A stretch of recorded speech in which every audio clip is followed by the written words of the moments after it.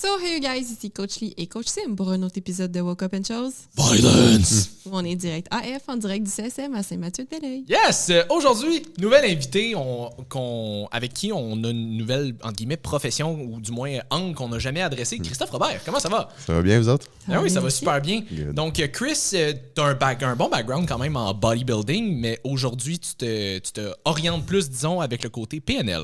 Ouais. Fait que, veux-tu peut-être nous parler un petit peu de, déjà, mettons, peut-être ton background plus compétition, bodybuilding, puis comme la transition s'est faite où, comment, pourquoi?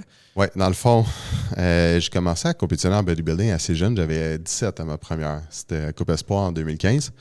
Puis à ce moment-là, Ça fait j'étais. combien de temps que tu t'entraînais à 17 ans? J'ai commencé à 13. Fait que 13 chez nous, 15 dans un gym. Fait que, mettons, 4 ans total, mais 2 ans plus sérieux.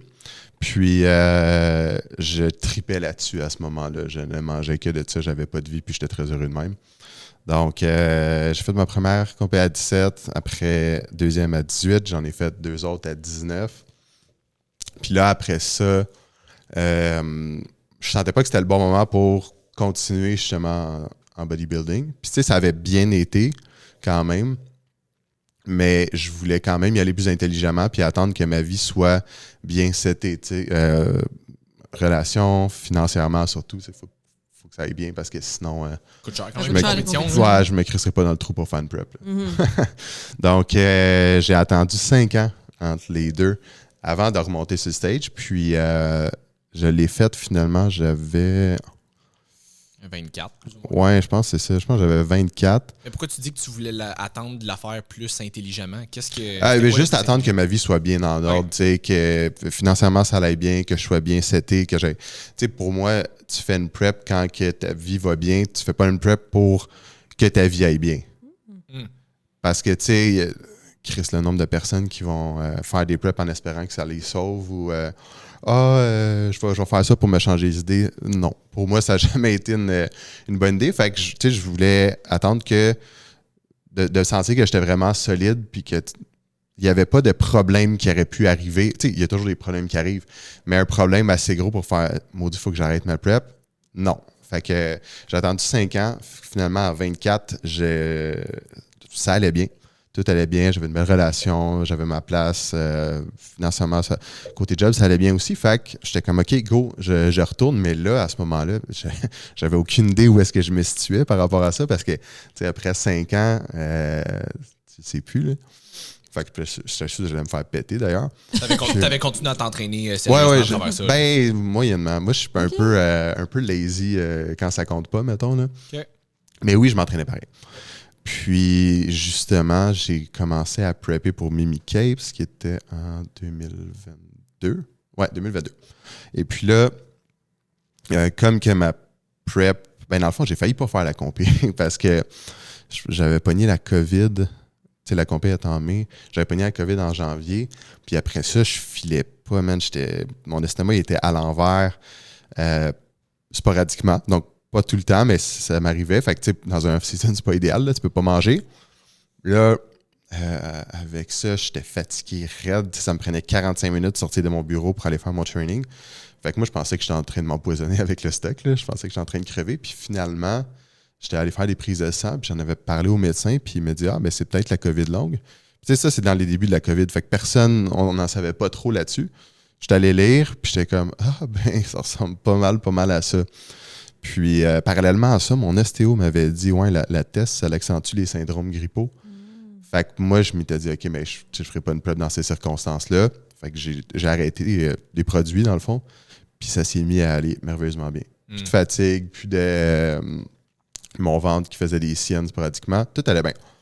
Fait que là, ben, tu sais, 2 semaines, tu perds rien vraiment. Fait que là, je me checkais, je suis comme « OK, non, je suis encore en shape. » Fait que finalement, à 12 J'ai pas weeks fondu. out, ouais, c'est ça, j'ai pas tout perdu encore. Fait qu'à 12 weeks out, j'ai fait fuck that, je le fais. Puis. Je présume que si t'as décidé à 12 weeks out de le faire, c'est parce que t'étais déjà en pas pire condition aussi. Ouais, j'étais en condition. Ouais, j'étais quand même. Ben, Je t'en ouais. pas en crise. J'étais potable. C'est ça. Fait que. Ouais. Donc, j'ai décidé de la faire à 12 weeks out. Puis là, comme que la prep avançait, j'étais vraiment meilleur que ce que j'aurais pensé parce que je savais plus.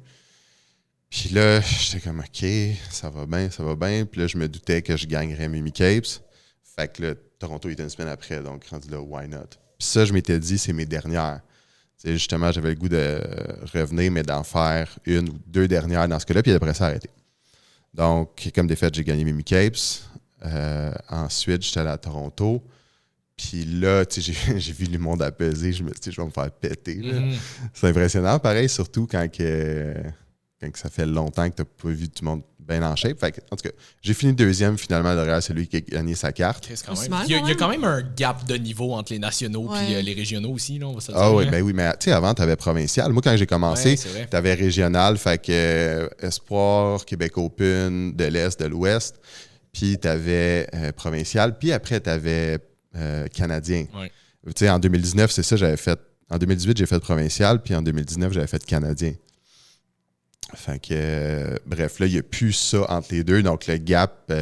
Il est beaucoup plus grand, là. Ouais, tu sais, tu as du monde au national qui n'ont pas d'affaires là, qui ne devraient jamais être là parce qu'ils sont tout seuls dans leur classe au régional. Oui, c'est ça. Ce qui est dommage, à mon avis. Il faudrait que ça filtre un peu plus, ça enlève de la crédibilité. Mais bref, fait que là, ça a super bien été à Toronto. Puis, tu sais, même ma prep, c'était une vraie joke. Là. Ma diète de la semaine 12 à la semaine 1, ça a été la même affaire. J'avais un cheat par semaine. J'ai monté à un maigre 30 minutes de cardio 5 fois par semaine. Puis c'était pas très intense. Fait que. C'est comment être le préféré de Dieu? C'est très le fun. Ouais. Donc, c'est ça l'affaire. C'est que là, je me suis fait avoir parce que ça a tellement bien été que j'ai pas respecté ce que j'ai dit. Puis j'ai fait fuck off. J'en refais une l'année qui suivait. Puis là, j'ai dû changer de coach. Parce que celui que j'avais, c'était Salim. Ça tire, je sais pas si vous savez c'est qui. Non. Le nom dit vaguement quelque chose. Là. Ouais, ben sûrement que ça. En tout cas. Mais avant, il a coaché une centaine de pros. Fait que avant, il était plus connu, à ça un peu moins. Puis là, j'ai dû changer de coach parce que le faire à distance avec lui, ça aurait été pas mal plus compliqué. Donc là, j'ai entrepris un off-season que j'ai détesté, man, parce que je mangeais beaucoup trop. Je chiais 6 fois par jour, puis je dormais presque pas parce qu'il fallait que je rentre mes calories. Bref, c'était vraiment... Je me rappelle, j'haïssais ma vie à ce moment-là. Après ça, prep, ça allait bien jusqu'à ce que je me mette à perdre beaucoup, beaucoup trop. Finalement, ça n'a vraiment pas été rattrapé à temps. Donc, je suis arrivé à Toronto comme de la merde. J'étais beaucoup trop petit, essentiellement. Là. Il aurait fallu que je carb up une grosse semaine avant, ce qui n'est pas arrivé. Fait que... Finalement, ils ont calé le premier call-out de 6 personnes. Puis, j'étais même pas dedans. Fait que j'avais des idées suicidaires à ce moment-là, je te confirme. Là. Wow! Ben, façon de parler. Là. Ouais. Mais je la trouvais pas drôle. Là, moi, j'allais là pour gagner. Donc, finalement, ils ont gardé 2 gars du premier call-out de 6. Ils m'ont rappelé moi puis un autre. Puis j'ai été au centre de ce call-out-là. Fait que techniquement, j'aurais été 5 ou 6e. Je suis sorti du stage, j'étais en tabarnak. Ma famille était venue. Ils venaient pour la finale en plus, même si je leur avais dit, venez pour le préjugement. En tout cas, fait que, bref, je me suis ramassé à aller au Outlet, je pense, proche de Toronto. J'ai appelé ma mère en broyant. J'ai dit que ça me tentait pas d'aller à la finale parce qu'il avait tellement mal géré ça. C'est que bodybuilding classique commençait, mais il finissait le soir. Fait que tu passais tôt le matin, mais tu passais à genre... Mettons, tu passais à 9-10 le matin, mais tu passais à 9-10 le soir. Ils ont passé à 10-10 finalement. C'était dégueulasse. Fait que moi, je me suis dit, bon, c'est pas vrai que je scrape ma journée au complet pour me faire dire que je suis 5e ou 6e. Dans tous les cas, j'en avais... Ça me dérangeait plus rendu là. Finalement, j'ai passé la journée avec ma famille. Puis ça a été le fun. C'était bittersweet. Mais bref, tout ça pour dire que ça a été long à m'en remettre quand même mentalement, là. Moi, je m'attendais à j'ai carb up dans la journée, finalement. Je suis retournée sur le stage, je voulais qu'il y a vraiment mieux que le matin, j'allais gagner. Comme l'ancien client à Map. Non, il n'y avait aucune chance que je retourne là. Mais ça a été quoi le gap entre une année, tu te dis, OK, ben ça, mettons, c'est mes dernières compétitions, j'en refais plus après. Puis de là à l'année d'après, faire comme, non seulement j'en fais une, mais je veux la gagner. Ouais. Parce que, tu sais, si tu la gagnes, la logique veut que tu deviens pro, puis après ça, ben, une fois que tu es pro, tu veux compétitionner pro. Oui, exactement. Mais c'est ça l'affaire, c'est que j'ai... Plus jeune, oui, je voulais une carrière pro, mais après ça, tu sais, quand je décidé que je voulais en refaire d'autres, j'avais plus aucun intérêt à faire une carrière pro. Non, mais j'ai été greedy, j'ai été cochon. Je voulais... j'ai la victoire. Ouais, mais j'ai surtout pas respecté ce que j'avais dit que je ferais. Puis ça m'a tiré dans le pied. Tu sais, je le faisais plus pour les bonnes raisons. Donc, puis Puis toutes les compés que j'ai entrepris en me disant je vais là pour gagner, je me suis fait péter. Là. Fait que pour moi, c'était pas une bonne affaire d'y aller dans cette optique-là. Fait que ouais, c'était surtout ça. Puis les premières compés que tu faisais, c'était plus je m'en vais là pour avoir du fun. Coupe Espoir, oui, ça a été ça. Provincial, j'étais sûr que j'allais me faire péter finalement. Je l'ai gagné. Canada, j'avais 19, puis il n'y avait pas de junior dans ce temps-là. Fait que j'étais avec tout le monde, puis c'était quand même un line-up de 19 dudes. J'avais fini 3e. Fait que ça avait vraiment, ça avait bien été. Oui, mais quand même, les Chris à 19 ans, compétitionner national. Ouais, c'était pas pire. Ah ouais. J'ai bien aimé ça. Parce que les gens, ils ont entre quoi? Entre 20... autour de 25? Ouais, 25-30, mettons. Moyenne, ouais, c'est ça. J'étais un bébé. Là. C'est beaucoup d'années de masse musculaire de plus quand Ouais. même. C'était Carl, le viré pro, il y avait 29, je pense. Fait qu'il y a 28, 29. Ouais. C'est ça. Ah ouais. Mais bref, c'était... les compés que j'ai entrepris, que j'ai dit, je vais là pour gagner, pas idéal. Puis... c'est ça. Fait que, tu sais, la dernière, j'aurais jamais dû la faire. J'ai pas beaucoup de regrets dans ma vie, mais ça en fait un peu partie. Mais qu'est-ce que tu regrettes de l'avoir fait? Tu regrettes-tu juste de pas avoir gagné ou tu regrettes de l'avoir fait court parce que tu es retourné sur ta parole? Un peu des deux. Un peu des deux. Tu sais, c'est sûr que si je l'avais gagné, obviously, j'aurais pas le même discours. Mais c'est que ça me coûtait beaucoup sur le plan physique. Ça, je me suis magané pendant celle-là, pas mal plus que n'importe quel autre. Sur le plan émotionnel aussi, tu sais, j'aime pas comment que je suis en fin de prep. C'est pas grand monde qui s'aime en fin de prep, on va se le dire. Là. Non. Il n'y a pas grand monde qui vous aime en fin de prep non plus. Non plus, mais c'est c'est ça. exactement, exact. Mais c'est ça qui me fait chier des preps, c'est que les personnes qui souffrent le plus, c'est les gens que t'aimes le plus. Automatiquement, le monde de qui est le plus proche, puis j'haïs ça de faire subir ça à quelqu'un. Même si je me considère pas si pire, c'est quand même pas nice. Donc, mais pourtant, mettons, des fins de prep, tu dis que ça avait été facile. Mettons, ta semaine 1 à ta semaine 12, c'était comme la même affaire. Ouais. Mais quand même, c'est pas. Il y a quand même un gap entre comment je serais normalement puis ça. OK. Puis c'est plus le fait de le faire subir aux autres. C'est vraiment ça qui me dérange là-dedans. Parce que moi, par rapport à moi, oui, j'ai aucun problème, là, j'ai du fun. Mais les autres autour, un peu moins. Fait qu'il y a ça. Ouais. Puis les autres autour ont moins de fun. Pourquoi, mettons, dans ton cas? C'est parce que tu es vraiment irritable, désagréable ou c'est juste mode de vie? C'est juste que je suis selfish à fond la caisse puis tout tourne autour de moi. Là. OK. Ce qui est un peu nécessaire aussi. T'as pas le choix. Ouais. C'est ça, tu sais, c'est plate, mais moi, c'est juste avant, comme je te dis, ça me dérangeait pas, mais à cette heure, j'ai plus envie de faire ça. Puis, surtout considérant que j'ai pas envie d'avoir une carrière pro, puis tout ça, je ne vis pas pour ça. Fait que tout ça considéré, puis mes valeurs ont aussi changé avec le temps, veux pas. Donc, tu sais, tout ça pour une tape dans le dos ou un trophée en plastique, je suis comme, ouais, non, pas tant. C'est facile de scraper des relations en prep. Là. C'est facile de scraper bien des affaires en prep. Ouais, parce que t'atteins. Bon, en tout cas, moi, j'atteignais un point où est-ce que j'étais comme, tu veux t'en aller? Ben, des calices, ça me dérange pas. J'ai pas l'énergie de gérer ça. Mais c'est que tu tombes tellement en mode selfish parce que t'as pas le choix pour être performant pour ta prep que c'est vrai que t'atteins un moment donné où est-ce que t'es comme si tu veux t'en aller, va-t'en. Ouais, exact. Mais la seconde que tu sors du stage, le discours change vite en maudit. Fait que moi, c'est ça. Puis au début, justement, avec la PNL, j'ai voulu travailler avec des athlètes de bodybuilding parce que c'est quelque chose que je comprenais très bien. Puis qui aurait pu être excessivement positif. Malheureusement, la réponse n'était pas très, très positive de ce côté-là. Peut-être que c'est moi qui n'ai pas fait ma prospection comme du monde. Puis, mais il y a aussi le fait que les athlètes en bodybuilding, généralement, mettent tout leur temps et leur énergie là-dessus, puis leur argent, surtout. Mais pas sur le reste. Puis ça, c'est dommage parce que il y en a personne n'en parle de ça, mais il y en a des histoires pas drôles de gens qui ont fait des preps. Fait que c'est là-dessus que je voulais m'enligner.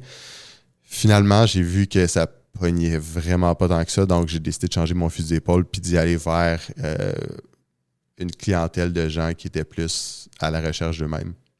Puis ce que j'ai dû passer par là, dans le fond, dans l'année passée. Donc là, j'ai beaucoup changé mon fusil d'épaule là-dessus. Fait que si j'ai quelqu'un, mettons, qui faisait du bodybuilding, qui venait me voir, ben, obviously, je le prendrais, là, puis ça me ferait vraiment plaisir, surtout que je comprends ça. Mais pour l'instant, c'est pas encore arrivé. Puis c'est quoi? Ça a commencé où? Comment, la PNL? T'étais-tu déjà dans la PNL en faisant tes preps de compé ou c'est juste comme une transition qui s'est faite éventuellement? Avais-tu un domaine qui était connexe avant ou ça avait aucun rapport? Même pas, non, j'ai commencé... menuisier.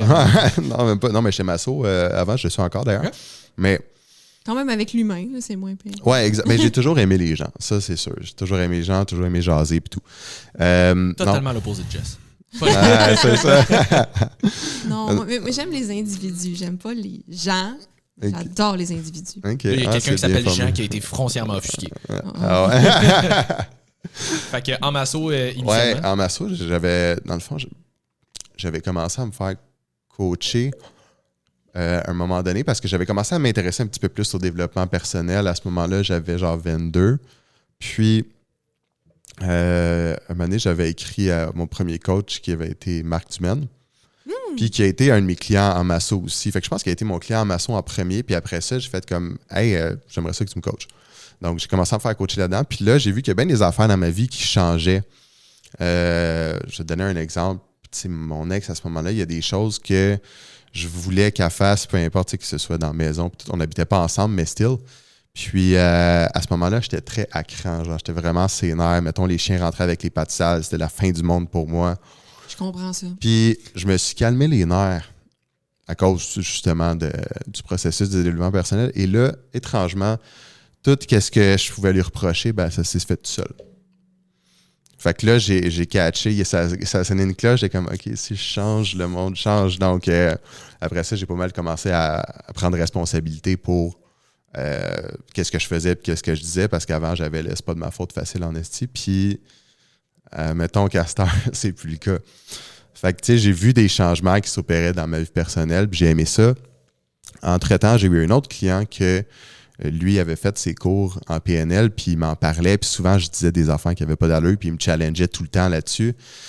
Puis, j'étais pas capable de répondre de quoi d'intelligent ou... bref, je me faisais pogner à chaque fois. Puis là... Juste avant qu'on continue, là, parce qu'on n'arrête pas de dire PNL, pour les gens qui connaissent pas ça, c'est quoi la PNL? La PNL, c'est programmation neurolinguistique. Dans le fond, c'est l'étude des comportements humains. Puis, c'est une approche qui est orientée vers les solutions. Donc, on ne cherche pas nécessairement à aller dans le passé, savoir ça vient de où, c'est une blessure de l'enfance. Non. La nuance avec la psychologie. Oui, exact. La psychologie va beaucoup plus focuser là-dessus. Oui, la psychologie, c'est aussi pour les gens qui sont dans le DSM, là, fait qu'avec des troubles de santé mentale. Oui, exactement. Exact. La psychologie est plus orientée vers des personnes qui sont en souffrance. PNL va beaucoup plus être orienté vers quelqu'un. Tu sais, ta vie, c'est pas désastreux, t'es pas au bord du gouffre, mais tu aimerais ça que ce soit mieux. Donc, c'est ça. C'est une approche qui est orientée vers les solutions pour permettre aux gens de savoir, OK, tu es là en ce moment, tu es au point A, tu veux te rendre au point B, ben comment qu'on se rend là? Vous faites comme le pont entre les deux. Oui, exactement, exact. Puis, c'est toujours conséquent à est-ce que la personne est sharp puis a fait ses affaires, exactement comme en entraînement. Oui, c'est la même affaire. Donc, c'est ça la PNL. Donc, c'est un diminutif pour programmation neurolinguistique. Fait que là, finalement, il y a ton ami qui faisait de la PNL puis qui te challengeait là-dessus. Tu n'étais jamais capable de donner des réponses intelligentes. Mon ami Elias. Mon ami Elias m'a grandement motivé. Puis à ce moment-là, je me cherchais quand même à savoir qu'est-ce que j'allais faire dans la vie parce que je faisais la masso, mais j'étais comme, je ne ferai pas ça toute ma vie. Puis après ça, j'avais commencé à faire du coaching aussi. Encore une fois, c'est comme, OK, c'est cool. J'étais content de voir que tout ne fonctionnait pas pour tout le monde, finalement, comme ça faisait pour moi. J'allais dire, mais j'aimerais ça que tu reviennes sur ce que tu nous disais tantôt de pourquoi tu trouvais que tu n'étais pas un bon candidat pour être coach. Oui, mais c'est ça, c'est que pour moi, tout ce qui est relié à l'entraînement fonctionne. Ou c'est vraiment facile. Donc, c'est ça qu'on parlait tantôt. Je disais que n'importe qui dans une job, tu n'as pas intérêt à être excellent dans ton domaine ou que ce soit vraiment facile pour toi. Parce que dans un domaine où il faut que tu l'enseignes, du moins. Ouais. Exactement. C'est très bien dit. Idéalement, si tu es chirurgien cardiaque, ça serait le fun que tu sois. Oui, c'est ça. On accepte juste les gens qui sont médiocres. C'est ça, exact. Non, exact. Pour quelqu'un qui doit l'enseigner, tu as intérêt à avoir eu de la misère là-dedans parce que nécessairement, ça va t'avoir forcé à trouver des solutions puis pousser. Donc, tu sais, quelqu'un justement qui est planificateur financier puis que pour lui, c'est logique, clair comme de l'eau de roche, va avoir vraiment de la misère à comprendre un client qui est, pour lui, c'est pas important. Donc, tu sais, d'être capable de comprendre le client, c'est un très, très gros point positif, là. Fait que dans ce sens-là, je pense que c'est très, très bon d'avoir rushé. Autant qu'un coach qui a été obligé de trouver ou de chercher toutes les solutions possibles pour que ça marche pour lui, ben, il y a plus de chances qu'il soit bon que moi, que tout fonctionnait, que j'ai jamais eu à chercher plus loin que ça, tu sais. Mm-hmm. En même temps, je pense que tu aurais pu aussi développer ce genre d'éthique, entre guillemets, là, peut-être avec tes clients, d'un moment donné, tu te rends compte que ça fonctionne pas, ben, d'essayer de vouloir le pousser au moins pour les clients, même si pour toi, c'est facile. Là. Exact. C'est pas que ça se fait pas, mais je suis quand même d'accord que ça ajoute, ça ajoute un outil à ta boîte d'outils de dire comme hey, moi aussi j'ai vraiment struggle, là, comme j'ai eu vraiment de la misère, fait que j'ai fait telle affaire puis ça a fonctionné, puis voici comment je me suis senti à travers ça. Ben, au même principe qu'on dit que tu peux pas vraiment coacher du monde en bodybuilding si tu n'as jamais fait de prep toi-même. Exact. Faut que tu sois quand même capable jusqu'à un certain niveau de te mettre à la place de ta clientèle. Oui, tu peux l'étudier sur papier autant que tu veux. Tu peux être le scientifique le plus calé dans le sujet. On en parlait au dernier podcast avec Cynthia. Avec Cynthia, parce que je cherchais le mot de bypass, là, le chirurgie bariatrique, qu'elle mentionnait, il y avait beaucoup de scientifiques qui étudiaient ça, mais quand il y a... C'était pas Cynthia, c'était Annick, mais oui. Oui, bon, c'est ça. C'est ça, j'étais comme, c'est pas Cynthia. Mais c'est ça, fait qu'il étudiait ça, sauf que quand il arrivait devant des personnes qui avaient subi des chirurgies bariatriques, il y avait plein de choses qu'ils ne comprenaient pas, qu'ils ne savaient pas, qui étaient comme puis pourtant, c'est leur job d'étudier sur la chirurgie bariatrique, mais sur tout le reste du processus, c'était un gros néant. Fait que je pense que ça reste important d'avoir vécu des choses. C'est autant que moi, la clientèle que j'attire, c'est une clientèle qui me ressemble beaucoup parce que j'ai dû chercher tous les problèmes. Moi, j'étais la personne qui avait rien qui marchait sur rien, là, genre littéralement rien. Là. Mais j'ai tout fait pour trouver. C'est encore... mais j'ai une très grosse boîte à outils pour ça. C'est pour ça que j'approuve beaucoup ton point de... C'est plus facile, surtout quand tu es en coaching. Tu peux te mettre à la place de ton client puis tu as plus une grande facilité à trouver des solutions, je pense. Absolument. Absolument. Parce que c'est ça, c'est quand c'est tellement facile pour toi, c'est trop facile de checker la personne et faire « mais là, Chris, fais-le ». Mais c'est pas comme ça que ça marche. C'est plus complexe. Donc, c'est une des raisons pour lesquelles il y a tellement de gens qui ont de la difficulté à accepter que l'obésité, c'est plus complexe que juste bouge plus, mange moins. Ils sont comme, ben là, t'as juste à arrêter de manger des pogos puis comme bouger un peu plus. Exact. Ouais, pour toi, c'est simple de même. Ça n'est pas pour tout le monde. Exactement. C'est comme un millionnaire qui dit, ben c'est facile de faire de l'argent, voyons donc. Exact. C'est comme, tout le monde veut, c'est un peu comme être en shape, tout le monde veut le faire, tout le monde n'est pas capable de le faire. Si c'était si facile, tout le monde le ferait. Là. C'est exactement. Je pense qu'on a toutes des prédispositions à être bons dans certaines affaires.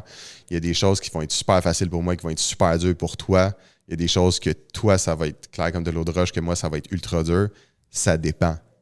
Mais dans le cas d'enseigner quelque chose, je pense que c'est bon d'avoir vraiment d'avoir l'expérience avec ça, d'avoir été obligé de rusher pour sortir de ça ou au moins trouver des solutions. Fait que, moi, c'était par rapport à ça, me retrouver l'année passée, il a fallu que j'entreprenne le processus de ça, qui fait en sorte qu'aujourd'hui, j'ai un œil qui est pas mal plus... aiguisé. Ouais, aiguisé par rapport à ça. Puis, je suis beaucoup plus capable de comprendre des clients qui passent par là parce que je suis comme, je sais t'es rendu où, là. Puis, c'est vraiment le fun. C'est vraiment le fun. Puis aussi, même pour le client, de faire, OK, t'as pas genre tout tes shit together, puis c'est pas clair. C'est comme, non, pas en tout. Moi, tout, j'en ai des moments où c'est très dur, puis j'en ai eu où c'était vraiment pas le fun. Puis, je pense que c'est bon, ça, parce que, tu sais, on est tous humains au final. Je suis tous dans le même trou, puis... moi, j'ai le mien chez nous. Mais tu sais, mais c'est ça quand même. Puis je pense que les réseaux sociaux font une bonne job avec ça, d'humaniser un peu tout ça, des gens que tu vois comme...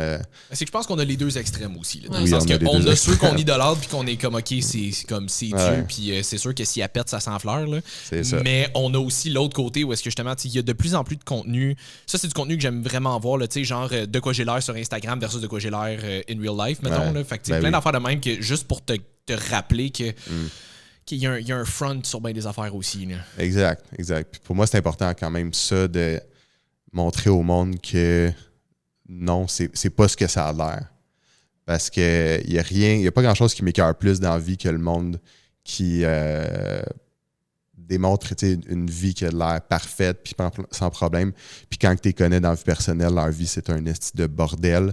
Puis de un, ils prêchent absolument pas qu'est-ce qu'ils prêche sur les réseaux sociaux. Pratique, c'est ça. Pratique pas ce qu'il prêche. Exact. C'est hypocrite à fond la caisse, puis moi, ça m'écoeure parce que le monde qui voit ça ne le savent pas. Donc, c'est quelque chose que j'essaye de faire le plus possible. C'est pas parfait pantoute, mais au moins, je veux pas que les gens me voient comme Et je veux pas que les gens pensent que j'ai pas de problème. J'en ai beaucoup des problèmes. Puis juste pour le fun, parce que c'est une question que les coachs, je pense, se font poser beaucoup plus dans l'entraînement. Tu sais, pourquoi est-ce que tu as un coach? Il me semble que tes coachs devraient savoir qu'est-ce que tu fais, tu devrais être capable de le faire tout seul. Fait que toi, en tant que PNL, est-ce que tu vois un PNL ou est-ce que, tu sais, comment ça fonctionne à ce niveau-là? Ben, je me fais coacher, oui, sur une base régulière parce que, premièrement, ma vie va toujours en montant quand je me fais coacher. Puis, c'est pas que je suis dépendant de ça, mais c'est que ça fonctionne. Puis, prendre n'importe quel coach en PNL ou coach n'importe où qui vaut son grain de sel, tout le monde se fait coacher. Tout le monde. Puis, la raison, tu sais, en termes d'entraînement, ça dépend c'est quoi ton objectif, mais n'importe qui est sain d'esprit va pas monter sur un stage tout seul parce qu'à un moment donné, tu te vois pas. Même principe en développement personnel, il y a bien des choses que je vois pas ou que je comprends pas. Tu sais, quand on parle, on dit absolument tout au monde. C'est juste qu'il faut que tu pognes une oreille assez bonne pour comprendre. Puis, moi, j'ai besoin de ça. Puis, aussi, moi, j'ai le goût de vider mon sac de merde à quelqu'un. Puis, ça me fait du bien. Therapy is fun. Ben oui. Ben pour ça. En fait, tu sais qu'est-ce qui fait que ça fonctionne, mettons, de la PNL ou... On va dire de la PNL. Tu sais ce qui fait que ça fonctionne? C'est le rapport avec les clients. Puis, j'ai même checké sur ChatGPT l'autre fois le plus gros prédicteur de succès pour quelqu'un qui se sortirait d'une dépression, et c'est le rapport avec son thérapeute. La force du rapport. Donc, si, dans le fond, je m'étais posé la question parce que je m'étais dit, tu sais, en PNL, on a des interventions qu'on peut faire et tout, mais n'importe quel ISO pourrait le faire techniquement. Puis ça marcherait si c'était juste ça. Puis j'avais demandé justement au propriétaire de l'école où est-ce que j'étais comme, qu'est-ce qui fait que ça fonctionne? Puis il me dit, c'est le rapport. Puis, il me l'a dit exactement comme ça. Il me l'a dit exactement comme ça, il est français, ouais. Donc, après ça, tu sais, qu'est-ce qui fait que ça va fonctionner ou pas pour toi dans ton cheminement? C'est le rapport que tu as avec ton thérapeute. Puis c'est ça qui est le plus important. Donc, même pour moi, j'ai besoin de ça, ce rapport-là avec un coach. Puis, c'est aussi que ça me permet d'avancer, ça me fait du bien. Puis, une autre affaire, je veux pas attendre que ça aille mal. Prévenir vaut mieux que guérir. Ben oui, puis tu sais, c'est pas parce que ta vie elle va bien qu'elle peut pas aller mieux. Là. Le monde, justement, c'est quand même assez drôle parce que quelqu'un qui me dit « Ah non, j'en ai pas besoin, tout est chill ». Si j'ai réussi à l'asseoir dans mon bureau, je te garantis que tout est pas chill après 30 minutes. Là.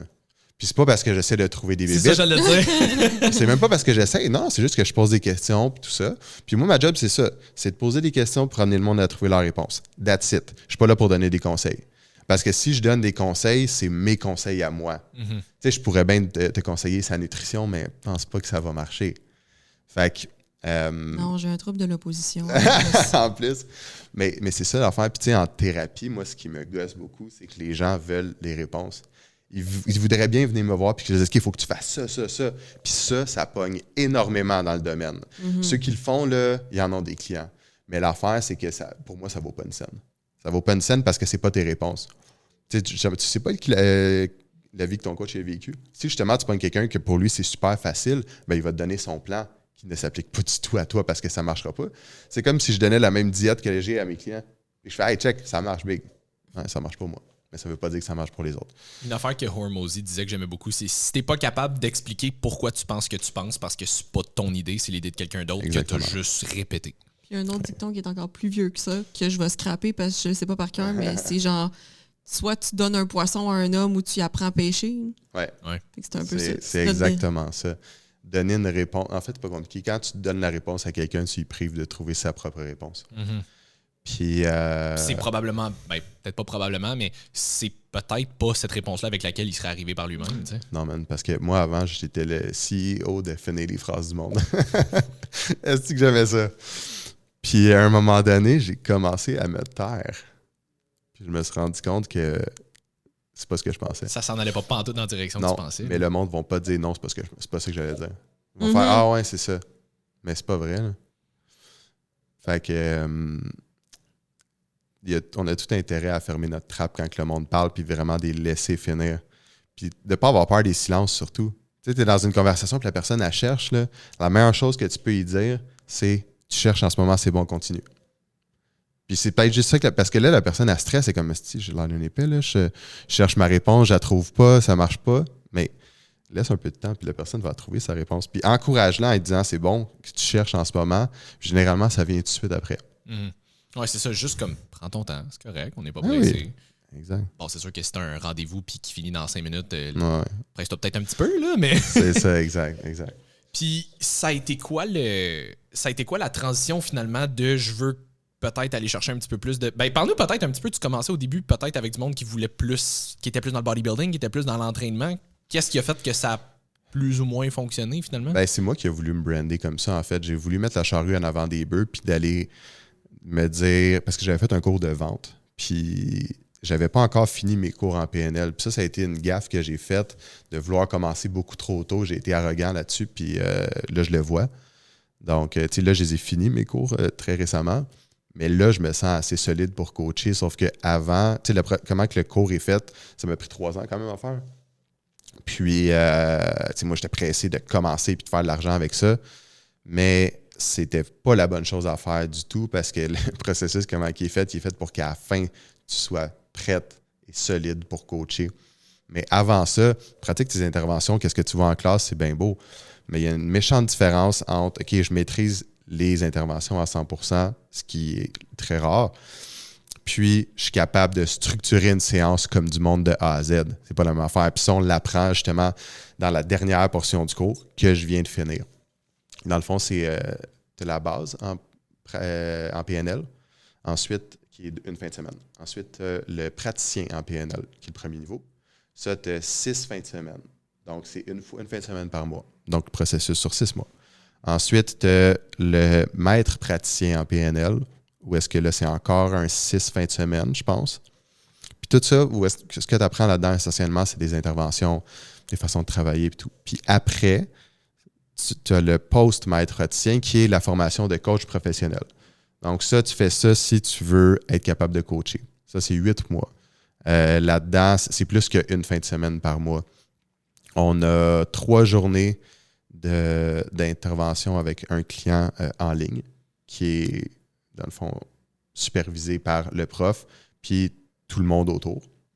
Puis on a une autre pratique supervisée qui est en personne, qui est 5 séances avec un client où est-ce que là, on est en présentiel au CQPNL à l'école, puis le monde sont derrière une vitre qui est un miroir, tu sais, dans le fond. Et puis, c'est là qu'on apprend à coacher pour vrai.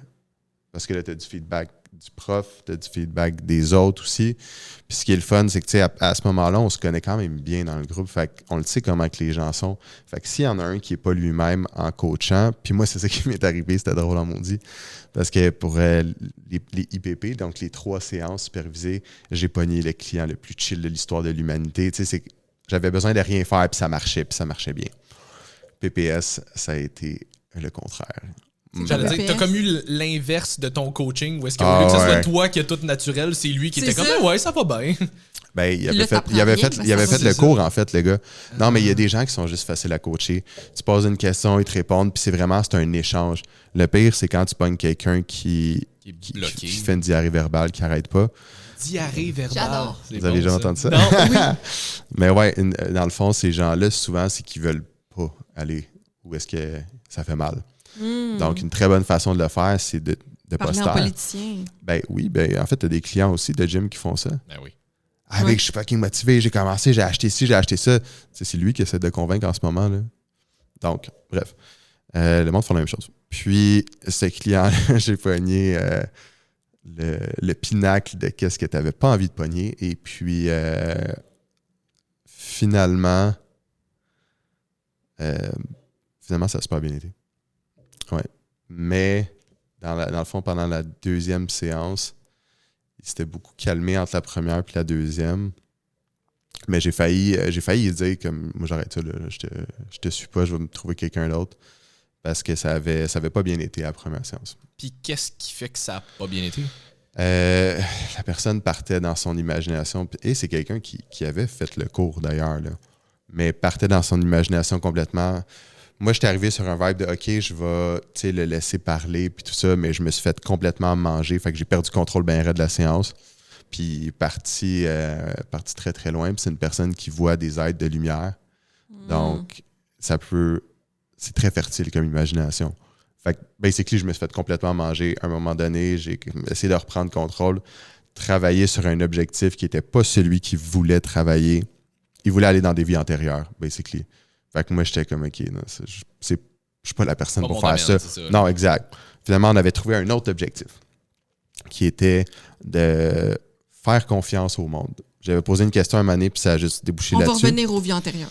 Ouais, ben c'est ça. Non, mais c'était ça. Puis entre-temps, entre la première et la deuxième, il m'a texté pour me dire que finalement, il voulait retourner dans les vies antérieures, puis tout ça. Puis à ce moment-là, j'ai failli dire non. On fait exactement ce que j'ai dit qu'on faisait. Finalement, j'ai pris genre 3 jours pour y répondre. Puis j'ai juste demandé, est-ce que tu me fais confiance? Puis à ce moment-là, il m'a dit, ma femme vient de me dire que j'étais encore en train d'essayer de prendre le contrôle des séances. Fait qu'il m'a dit, oui, je te fais confiance. Puis après, quand on s'est vu, il était beaucoup dans son ego. Donc, quand il a lu mon message, il était genre, tu vas avoir à faire du chemin pour que je te fasse confiance. C'est pas ça qu'il m'a répondu, mais quand même. Il te répond, oui, mon travail est fait. Maintenant, tu fais confiance aux gens. C'est ça l'objectif de la première séance. C'est atteint. Good job. Non, j'avais même pas pensé en plus. Mais bref, tout ça pour dire que ça avait vraiment pas bien été. Puis finalement, j'ai été chanceux aussi parce que le client, il fait beaucoup de chemin lui-même. Parce que tu sais, c'est pas dans les séances que ça se passe. Le monde vient faire la PNL ou n'importe quoi en espérant se faire dire la séance qui va les faire clutcher puis que là, ça va changer. Ils s'attendent à avoir une illumination. C'est exactement ça. Puis c'est pas de même que ça marche. La job se fait en dehors. Puis moi, je suis quelqu'un qui donne beaucoup de devoirs à faire.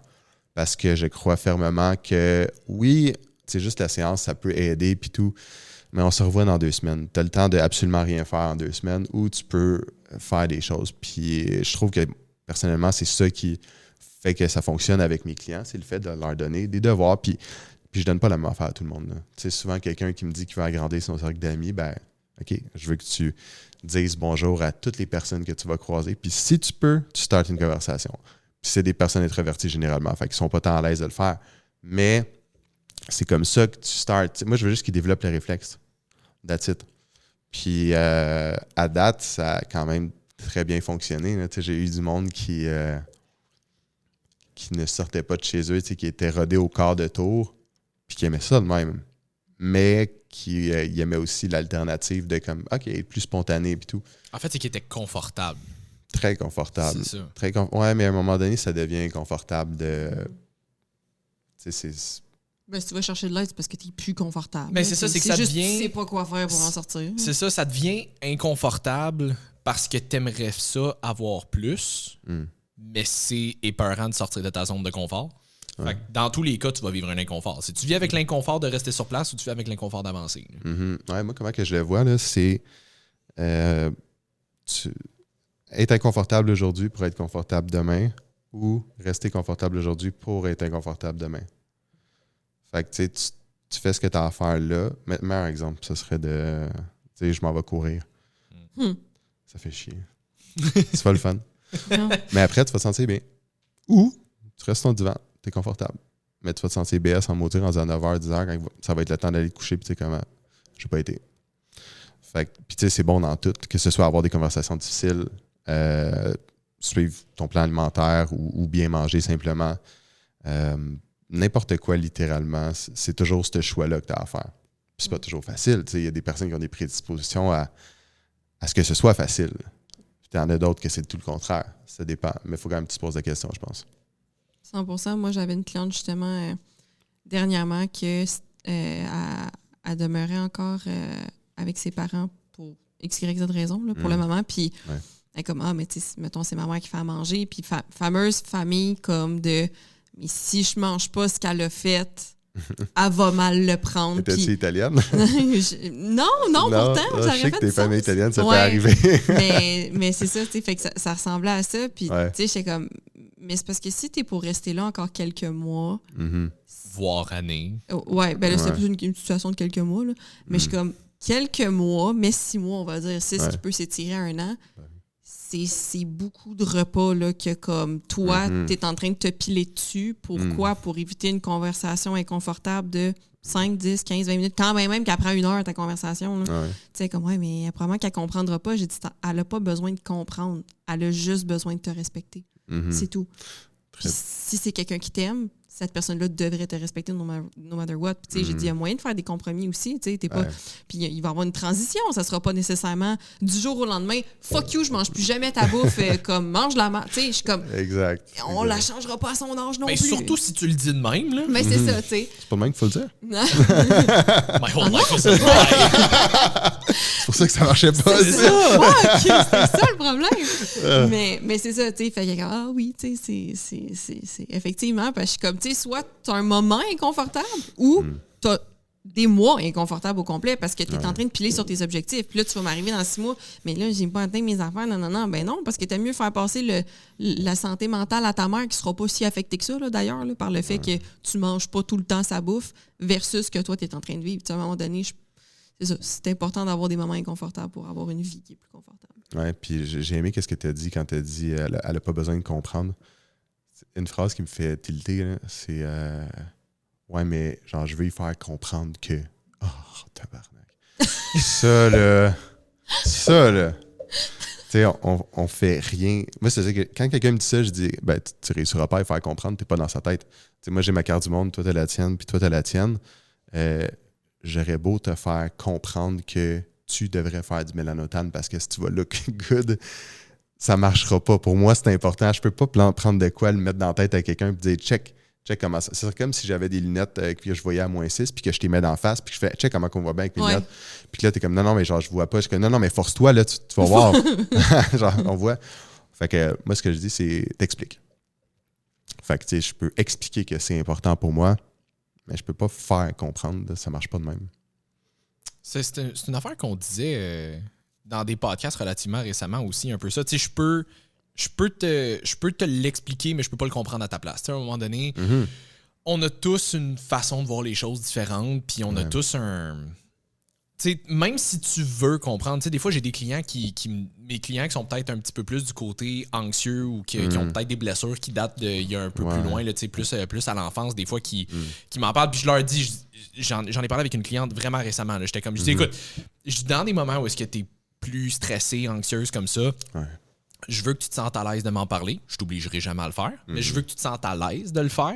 Puis je dis, je saurais pas toujours quoi te répondre, j'aurai pas toujours la bonne réponse, puis je pourrais pas toujours dire que je vais comprendre parce que je le vis pas ce que tu vis. Je peux essayer de m'imaginer, mais tu sais, au même titre qu'on disait, mettons, un coach qui n'a jamais fait de compétition peut difficilement se mettre à la place de son client qui est en train de faire une compétition. Si j'ai pas vécu la même blessure que toi, je peux pas vraiment...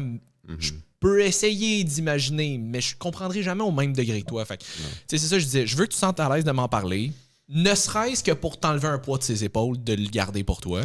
Mais je dis, je pourrais pas toujours avoir la bonne réponse, mais je veux au moins que tu saches que comme ça va être safe de m'en parler. Ouais.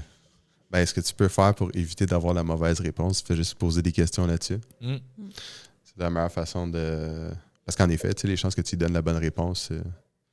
Mais dans tous les cas, tu sais, juste de l'écouter, c'est déjà assez. Là. Ben c'est ça, j'ai dit. Tu sais, je disais pas dans le sens j'aurais pas toujours la bonne réponse, mais plus j'aurais pas toujours les bons mots pour te rassurer ou tu sais, whatever, mais je suis comme au moins. Mais poser des questions. C'est ça.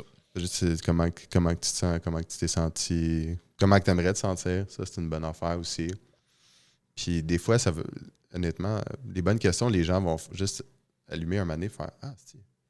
Ouais, j'aimerais ça me sentir de même. Puis, tu sais, après, l'idée fait son chemin. Là. C'est pas obligé d'être réglé là. Ça, les gens ont de la misère avec ça, par exemple. Ça n'a pas besoin d'être réglé là. Non, moi, ce que je dis tout le temps, là, c'est qu'un non aujourd'hui n'est pas un non demain. Tu me proposes quelque chose où tu me demandes de quoi. Il y a des gars qui viennent d'avoir de l'espoir en ce moment. Là. Continuez, boys. Non, ça s'applique pas à tous les contextes. Je ne parlais pas d'harceler une fille en ce moment. C'est ça. Mais non, c'est juste, mettons, par rapport à essayer des affaires. Je donne un exemple. Un de mes amis me dirait, hey, on s'en va en camping avec une tente puis un brûleur, puis tout ça, on s'amène une poêle. Puis au début, je vais être comme fuck you, je vais pas là. Mais laisse l'idée faire son chemin un peu. Là. Peut-être reparle-moi-en. Puis ça se peut que je fasse, hey, tu sais, cette année, j'ai dit que je voulais essayer des nouvelles affaires. Me retrouver pas de téléphone ou pas de réseau, en tout cas, dans une forêt quelque part. Est-ce que c'est aligné avec ce que je veux? Ouais. OK, why not? Je peux l'essayer. Si j'aime pas ça, ben ça va être 2-3 jours de merde, puis après ça, c'est fini. Mais au moins, je vais l'avoir fait. Fait que, tu sais, pour moi, si je dis non aujourd'hui, ça veut pas dire que ça va être non demain. Puis c'est bon de laisser l'idée faire son chemin sans pousser. Si la personne la pousse, c'est garanti que je dis non. Mais tu laisses laisse faire l'idée faire son chemin.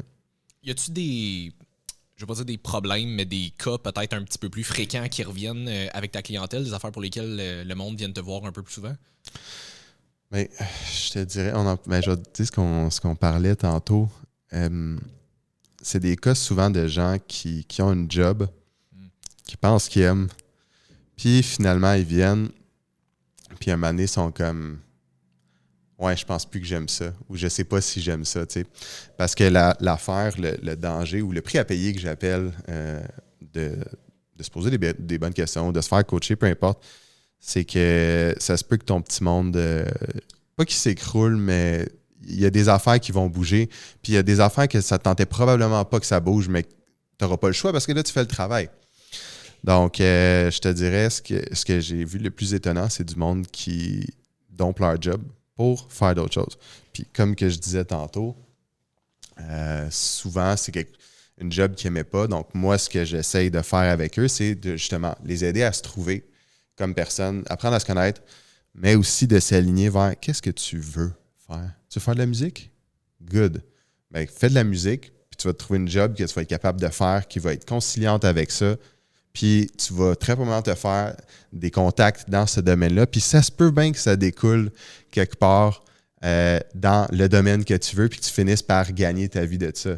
Versus à l'opposé de dire, OK, je vais me trouver une job payante, puis après, je vais faire ce que j'aime. Tu finiras jamais par faire ce que tu aimes parce que tu vas commencer à rouler un mode de vie qui est aligné avec le salaire que tu fais, tes intérêts vont changer, puis tu vas te réveiller peut-être à un moment donné beaucoup plus vieux à faire « Est-ce que j'ai passé à côté de ma vie? » Tout ça au nom de l'argent. C'est correct, l'argent, c'est pas ça. Mais je veux dire, surtout pour les jeunes qui écoutent, trouve quelque chose que tu aimes, puis après, rattache une job à ça. Parce que là, au moins, tu es aligné, tu fais quelque chose que tu aimes. C'est déjà bon. Mm-hmm. Puis pour les gens qui te diraient, parce que je pense que c'est un point qui revient quand même assez souvent, une des raisons pour lesquelles les gens sautent pas le pas, justement, de dire comme « Ouais, mais si j'échoue » ou « Ouais, mais là, ça a l'air beau dit de même, mais c'est pas si facile que ça. Mm-hmm. » Comme, mettons, on parle de la musique, ouais, mais tu sais, il n'y a pas beaucoup de carrière. T'sais, autant que nos parents, en tout cas, moi, pas mes parents, mais la génération de mes parents, radotaient beaucoup avec, comme, ben là, il faut que tu trouves une job stable, tu te places dans une compagnie, il faut que tu aies un fonds de pension, nanana. Puis là, ouais, mais là, les affaires, mettons, acteur, chanteur, danseur, whatever, ben là, ça, c'est full risqué, tu sais, va pas là-dedans, tu essaie de trouver quelque chose qui va être plus safe. Ouais, ben moi, mon point là-dedans, c'est ça, c'est pas ta job, c'est juste quelque chose que tu fais, que tu aimes, que tu mets du temps et de l'énergie. Mais ça, pour moi, c'est quelque chose qui peut t'amener à trouver une job que tu vas triper. Peut-être que tu finiras pas acteur, mais c'est pas grave. Ça se peut que tu finisses à production ou à d'autres affaires, mais au moins, il y a bien plus de chances que ce soit quelque chose que tu aimes que de dire « je vais me faire chier à job 40 heures par semaine ou plus » pour après prendre le peu de temps qui reste pour essayer de faire d'autres choses. Donc, mais pour ça, il faut vraiment que tu sois aligné avec toi-même. Puis je pense qu'une fois que tu l'es, ben, les choses viennent à toi tout seul, puis tu n'as plus besoin de courir après rien, que ce soit des clients, que ce soit de l'amour surtout. En amour, tu sais. Combien de personnes qui sont pas en couple avec les bonnes personnes? Ah non, ça c'est vraiment, vraiment fréquent. Tu sais, combien de personnes qui restent en couple juste pour pas être seul, pas parce qu'ils veulent être avec la personne, mais aussi combien de personnes qui laissent des personnes avec qui ils sont vraiment bien pour être célibataires, parce que, mais tu sais, c'est l'été. C'est l'été, cette personne-là ne fit pas le modèle que je vois sur Instagram. Ben, ça arrive. Ça arrive. Ou combien de personnes qui vont, encore mieux que ça, combien de personnes qui vont rencontrer quelqu'un qui répond à tous leurs critères? Puis se dire, non, c'est trop beau pour être vrai, c'est sûr, je vais me faire niaiser. Puis que je suis dans la pelle. Ça, c'est triste en maudit. Ça, t'en as-tu vu souvent des... mais comment je pourrais dire? Il y a beaucoup de gens que j'ai rencontrés dans les dernières années qui avaient une mentalité de « ouais, mais je le mérite pas ». Beaucoup de croyances limitantes chez les gens. Ouais. Des personnes qui m'ont dit ça point blank, non. Puis s'ils le faisaient, probablement que je leur demanderais « OK, mais qu'est-ce que tu mérites? » Puis de m'expliquer. Puis après ça, c'est quand même... Après, je demanderais sûrement, OK, mais qu'est-ce que tu aimerais mériter? T'sais, mettons que tu n'avais pas de limite. Qu'est-ce que tu aimerais? Puis justement, hier, avant-hier, j'ai fait un story là-dessus. Moi, avant, je disais, dans la vie, on a qu'est-ce qu'on mérite. mais je l'ai changé pour dans la vie, on a qu'est-ce qu'on pense qu'on mérite. Il y a des personnes, des gars, c'est des estis de maillet, là, mais ils sont quand même avec des filles qui sont beaucoup trop bien pour eux. T'sais, on s'entend selon les... Works both ways aussi, là. Mais ouais. Ben exactement, ça va des deux bords. Mais le gars, il pense qu'il mérite ça. Fait qu'il y a ça. Ou même du monde, des gens qui ont, on va dire même des influenceurs, des affaires de même, ils pensent qu'ils le méritent, ben ils l'ont. Là. Autant que t'as du monde qui sont tellement sharp, des bonnes personnes, puis tout, puis qui ont pas grand-chose parce qu'ils pensent qu'ils méritent pas grand-chose. Fait que, ouais. Mais ça, c'est dommage. Ça, c'est très, très, très dommage. Puis c'est dur de travailler là-dessus. C'est très, très difficile. Mais ça se fait. Pourquoi est-ce que c'est aussi difficile? Quelqu'un qui n'a pas une bonne estime de lui ou d'elle, ça va des deux bords, ça prend du temps avant de changer ça. Je pense qu'on est rendu avec comme 24 bars en ce moment. Il n'y en a plus juste 2. Là. Non, c'est pas... 24 bars? Qu'est-ce que tu dis que ça va des 2 bars, là, ça va à lui. Je pense qu'il y en a comme 24. Oui, en effet.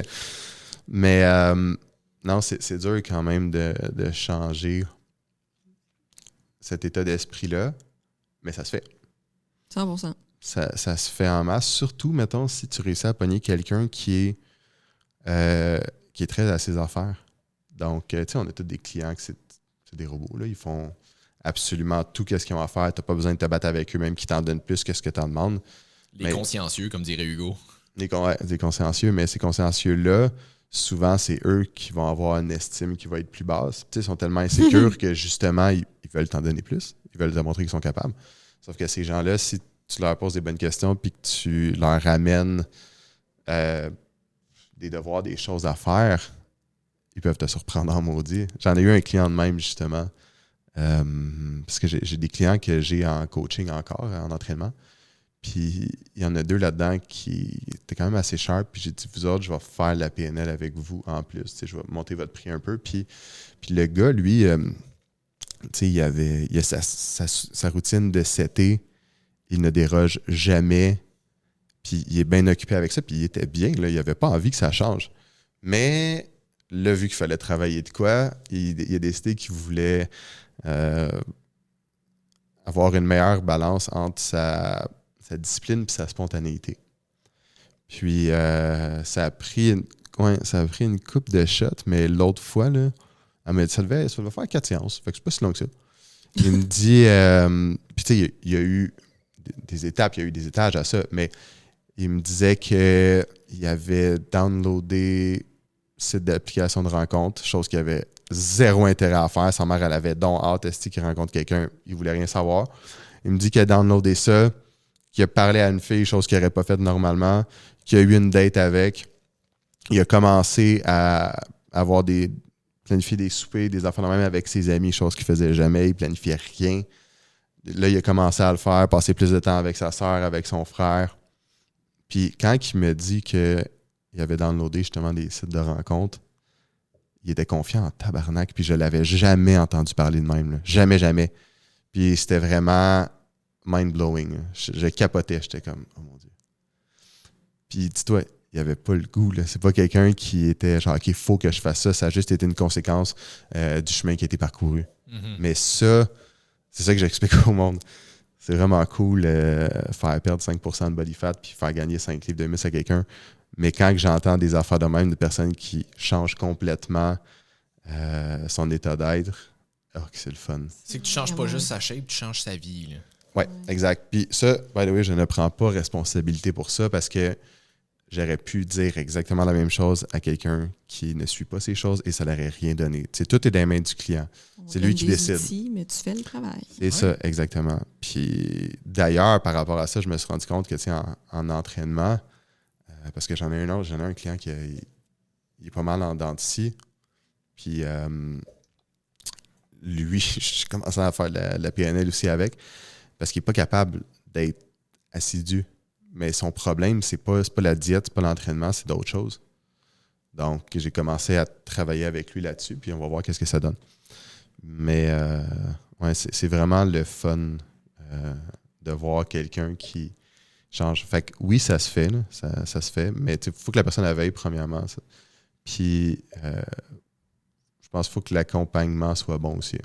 C'est une des raisons pour lesquelles, je pense, en tant que coach, plus de lifestyle, je suis moins un fan de partager des photos de transfo. Parce que, avec des clients en lifestyle, le plus gros de la job, souvent, c'est pas la shape, c'est ce qui se passe en arrière. C'est ses habitudes de vie, c'est ses croyances limitantes, c'est whatever. Ce qui fait que, tu sais, exemple, j'ai 8 clients en ce moment qui font la prep avec moi pour le photoshoot qu'on va faire dans 3 semaines. Je sais pas quand est-ce que ce podcast-là va sortir, ça va peut-être être la semaine du photoshoot. Mais j'en ai un en particulier, il est plus shred que moi. Là, comme, il est fucking en shape en ce moment. Là. OK. Puis on n'est pas si agressif que ça avec sa prep. Fait que, tu sais, en tant que coach, je trouve ça cool de travailler avec quelqu'un de même parce que je suis comme, OK, toi, on peut vraiment avoir du fun puis on peut vraiment y aller all-in puis comme tes résultats vont être absolument insane. Mais je trouve ça, je veux pas dire hypocrite, mais je trouve ça touché après ça de faire une comparaison avant-après, voici ce que mon client a fait. Parce que j'ai rien fait de particulier avec lui. Il a juste vraiment bien suivi ses affaires et vraiment bien réagi. Mais donner la même affaire à quelqu'un d'autre, il aurait pu soit juste pas suivre le plan focal, donc il n'aurait pas eu les mêmes résultats, ou il aurait pu suivre le plan aussi assidûment, mais juste avoir le quart de ses résultats. Exactement.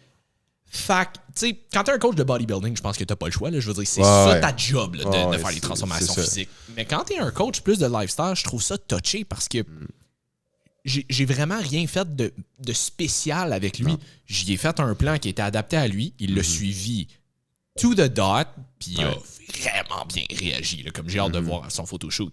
Mais je pourrais pas répliquer exactement la même affaire avec quelqu'un d'autre. Juste parce que la personne ne suivra peut-être pas le plan aussi bien, la personne répondra peut-être pas aussi bien, même si elle le suit de la même manière. Fait que, je pense que ça, c'est une des affaires avec lesquelles les clients qui sont peut-être un petit peu plus en lifestyle aussi vont avoir de la difficulté, ou est-ce que les clients qui sont vraiment fucking à leurs affaires, mais qui ont un 10e des résultats de l'autre à côté. Qui ont une génétique de marde. Qui ont soit une génétique de marde ou sont dans une situation où est-ce qu'ils sont stressés over the top, comme la tête, elle suit pas, le corps aimerait ça, mais la tête est pas là. Des fois, c'est difficile à accepter de faire comme j'en fais tellement des efforts. Puis, fait que ça, c'est le bout où en tant que coach, t'es comme... On fait notre possible en ce moment, mais il y a d'autres affaires sur lesquelles il va falloir travailler. C'est juste difficile des fois d'expliquer que telle personne a fait la même job que toi, puis Chris, elle a 100 fois des meilleurs résultats que toi. Là. Je sais pas quoi te dire. C'est exactement ça. Autant que c'est facile en Chris prendre le crédit quand que ça marche, mais je vois pas beaucoup de monde prendre le blâme quand que ça marche pas. Exact. Fait que si je prenais le crédit pour mes clients que ça marche, il faudrait aussi que je prenne le blâme pour ceux que ça marche pas. Puis... on fait pas ça. Non, fait que j'aime mieux pas prendre de crédit quand ça marche, mais je prendrai pas le blâme quand ça marche pas non plus. Donc... il y a toujours une partie de mérite, puis il y a toujours une partie de blâme dans les cas, là. Oui, exactement. Mais c'est beaucoup, comme tu mentionnais au début, la relation avec le client. Je veux dire, moi, je le vois, là, quand ça ne fit pas, mettons, au niveau de la personnalité avec des clientes, c'est comme je le sais que ça, de un, t'offrira pas longtemps, puis de deux, qu'on n'aura pas les meilleurs résultats, parce que clairement, mon approche ne fit pas nécessairement avec où est-ce que cette personne-là est rendue à ce moment-là. Puis ça veut pas dire qu'elle ne reviendra pas un moment donné puis que ça ne fitera pas. Comme ça peut dire aussi qu'on n'est juste vraiment pas un fit, puis c'est correct.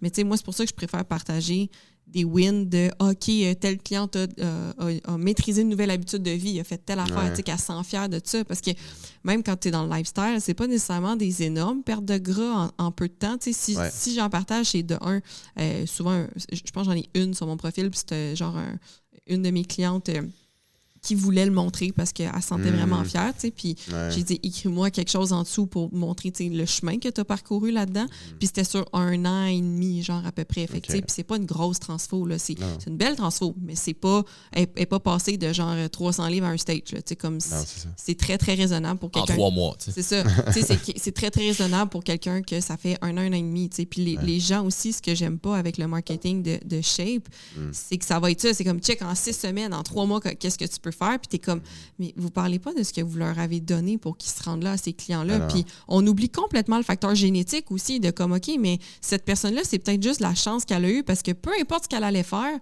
fallait juste qu'elle, tu sais, il y en a que t'enlèves rien que, mettons, du coke, puis tu le remplaces par un coke diète, puis boum, 25 livres en 3 mois, t'es comme, mais c'est pas tout le monde que ça va réagir de même. Puis tu parlais de la responsabilité, j'ai une cliente récemment qui elle me racontait son expérience avec un ancien coach, puis lui, c'est ça qu'il faisait, il est comme, si ça marche pas, c'est parce que t'as pas fait telle affaire. C'est ta faute. J'étais comme, Ouais. Tu peux pas shamer ton client. Tu sais, je veux dire, oui, c'est correct moi, je fais toujours prendre responsabilité à mes clientes pour tout. Fait que, tu sais, comme tu le mentionnais, tu as des devoirs, tu les as pas faits. Attends-toi pas à avoir des résultats. Tu avais une structure, tu ne l'as pas suivie. On va regarder pourquoi est-ce que tu ne l'as pas suivi, par exemple. Ouais. Mais je ne vais pas dire c'est de ta faute, non. Obviously, est-ce que tu aurais pu faire quelque chose de différent pour améliorer les résultats que tu as aujourd'hui? Sure, mais on va regarder ensemble pourquoi est-ce que c'est pas arrivé. Je ne vais pas te dire, ben là, c'est de ta faute, tu l'as pas fait. C'est comme, non, il y a des raisons pourquoi ils le font pas. Là. Non, puis tu sais, un coach qui fait ça, premièrement, c'est une vidange. Deuxièmement, c'est pas un bon coach. Puis ces gens-là ne devraient pas coacher, tout simplement, parce que, je veux dire, d'être assez arrogant pour penser que tu as la science infuse, puis que le monde qui suit tes affaires, ça marche. Puis la science infuse étant bouge plus, mange moins, là, généralement. Ouais, je coupe tes calories. Remplis-toi le cul de stock aussi. Là. Fait que, tu sais, on en connaît toutes des comme ça. Je suis comme, ouais. Tu sais, c'est avant tout, tu travailles avec des humains. Là. C'est bien beau, les résultats et tout ça. Puis justement, ces gens-là sont les premiers à ne pas partager leurs athlètes qui font pas bien des compés ou whatever. Puis il en scrape du monde, là. Il en scrape en maudit. On en connaît des histoires. Puis les gens n'en parlent pas de ça. Ça, c'est quelque chose qui me surprend. Je commence à être écœuré pas mal. Puis je pense que je vais commencer à en parler tranquillement. Pas faire exprès pour mettre du monde genre on the spot, mais juste de dire que tu... Oui, mais les clients, je veux dire, moi, si j'ai une expérience où est-ce qu'un coach a scrappé ma santé, best believe que je vais essayer de le dire au plus de gens possible pour faire de la prévention. Parce que je veux dire, surtout... Moi, mettons, je suis une fille, mais les filles, notre système hormonal, c'est un château de cartes, OK? Ben oui. Si tu fuck ça peut prendre des années avant que ça revienne. Puis je dis pas que... Ben les gars, oui, c'est moins pire, là, généralement. Ça, c'est moins pire. Ça peut... C'est difficile quand même de scraper un gars autant que de scraper une fille, là. Ouais. Tu peux, mais c'est moins long à revenir. Fait que, en tout cas, moi, j'essaierais de faire de la prévention sans salir le nom de la personne, parce que, je veux dire, t'as 50% de responsabilité. T'as accepté d'écouter aveuglément quelqu'un pareil. C'est ça, exactement. Mais il y a le bout aussi où, je sais pas si c'est de même ailleurs, mais au Québec, on dirait qu'on a peur d'offusquer le monde. On a peur de comme brasser de la merde à quelque part. Fait qu'il y a quelqu'un qui a fait de quoi de pas correct, ben... Tout le monde ferme sa gueule. Genre, personne dit rien. Puis après ça, ben tel aussi, puis tel aussi. OK, mais je vais donner un exemple extrême, là, mais c'est comme, mettons, une fille qui s'est faite violer par quelqu'un. C'est pas toujours facile de dénoncer, je le sais. Il y a plein de choses qui rentrent en ligne de compte, mais ça reste que si tu l'avais dénoncé, peut-être qu'il y avait une autre fille qui s'était fait violer aussi qui OK, moi aussi, je vais dénoncer, puis moi aussi, tu sais, c'est une réaction. Puis c'est pas facile. Là. Je le dis, c'est un exemple extrême. Mais ça reste que c'est ça pareil. Si tout le monde dit rien, ben il y a plus de victimes qui se fait. Ouais, mais je vais prendre l'exemple, puis je ne nommerai pas le nom, j'ai pas envie de me faire poursuivre, mais il y a un coach en particulier. OK, mettons que c'est arrivé à ma mère. Non, c'est pas arrivé à ma mère. Mais il y a un coach de bodybuilding, à un moment donné, que son athlète est... il y avait une proche fille... mourir. Non, elle est littéralement morte. Là. Okay. Elle est littéralement morte en prep pour sa compétition. Ça fait 2-3 ans peut-être. Là. En tout cas, littéralement, il me semble qu'elle est morte. En tout cas, elle a minimalement été hospitalisée. Je me sais pas si elle est morte, mais minimalement hospitalisée. Là.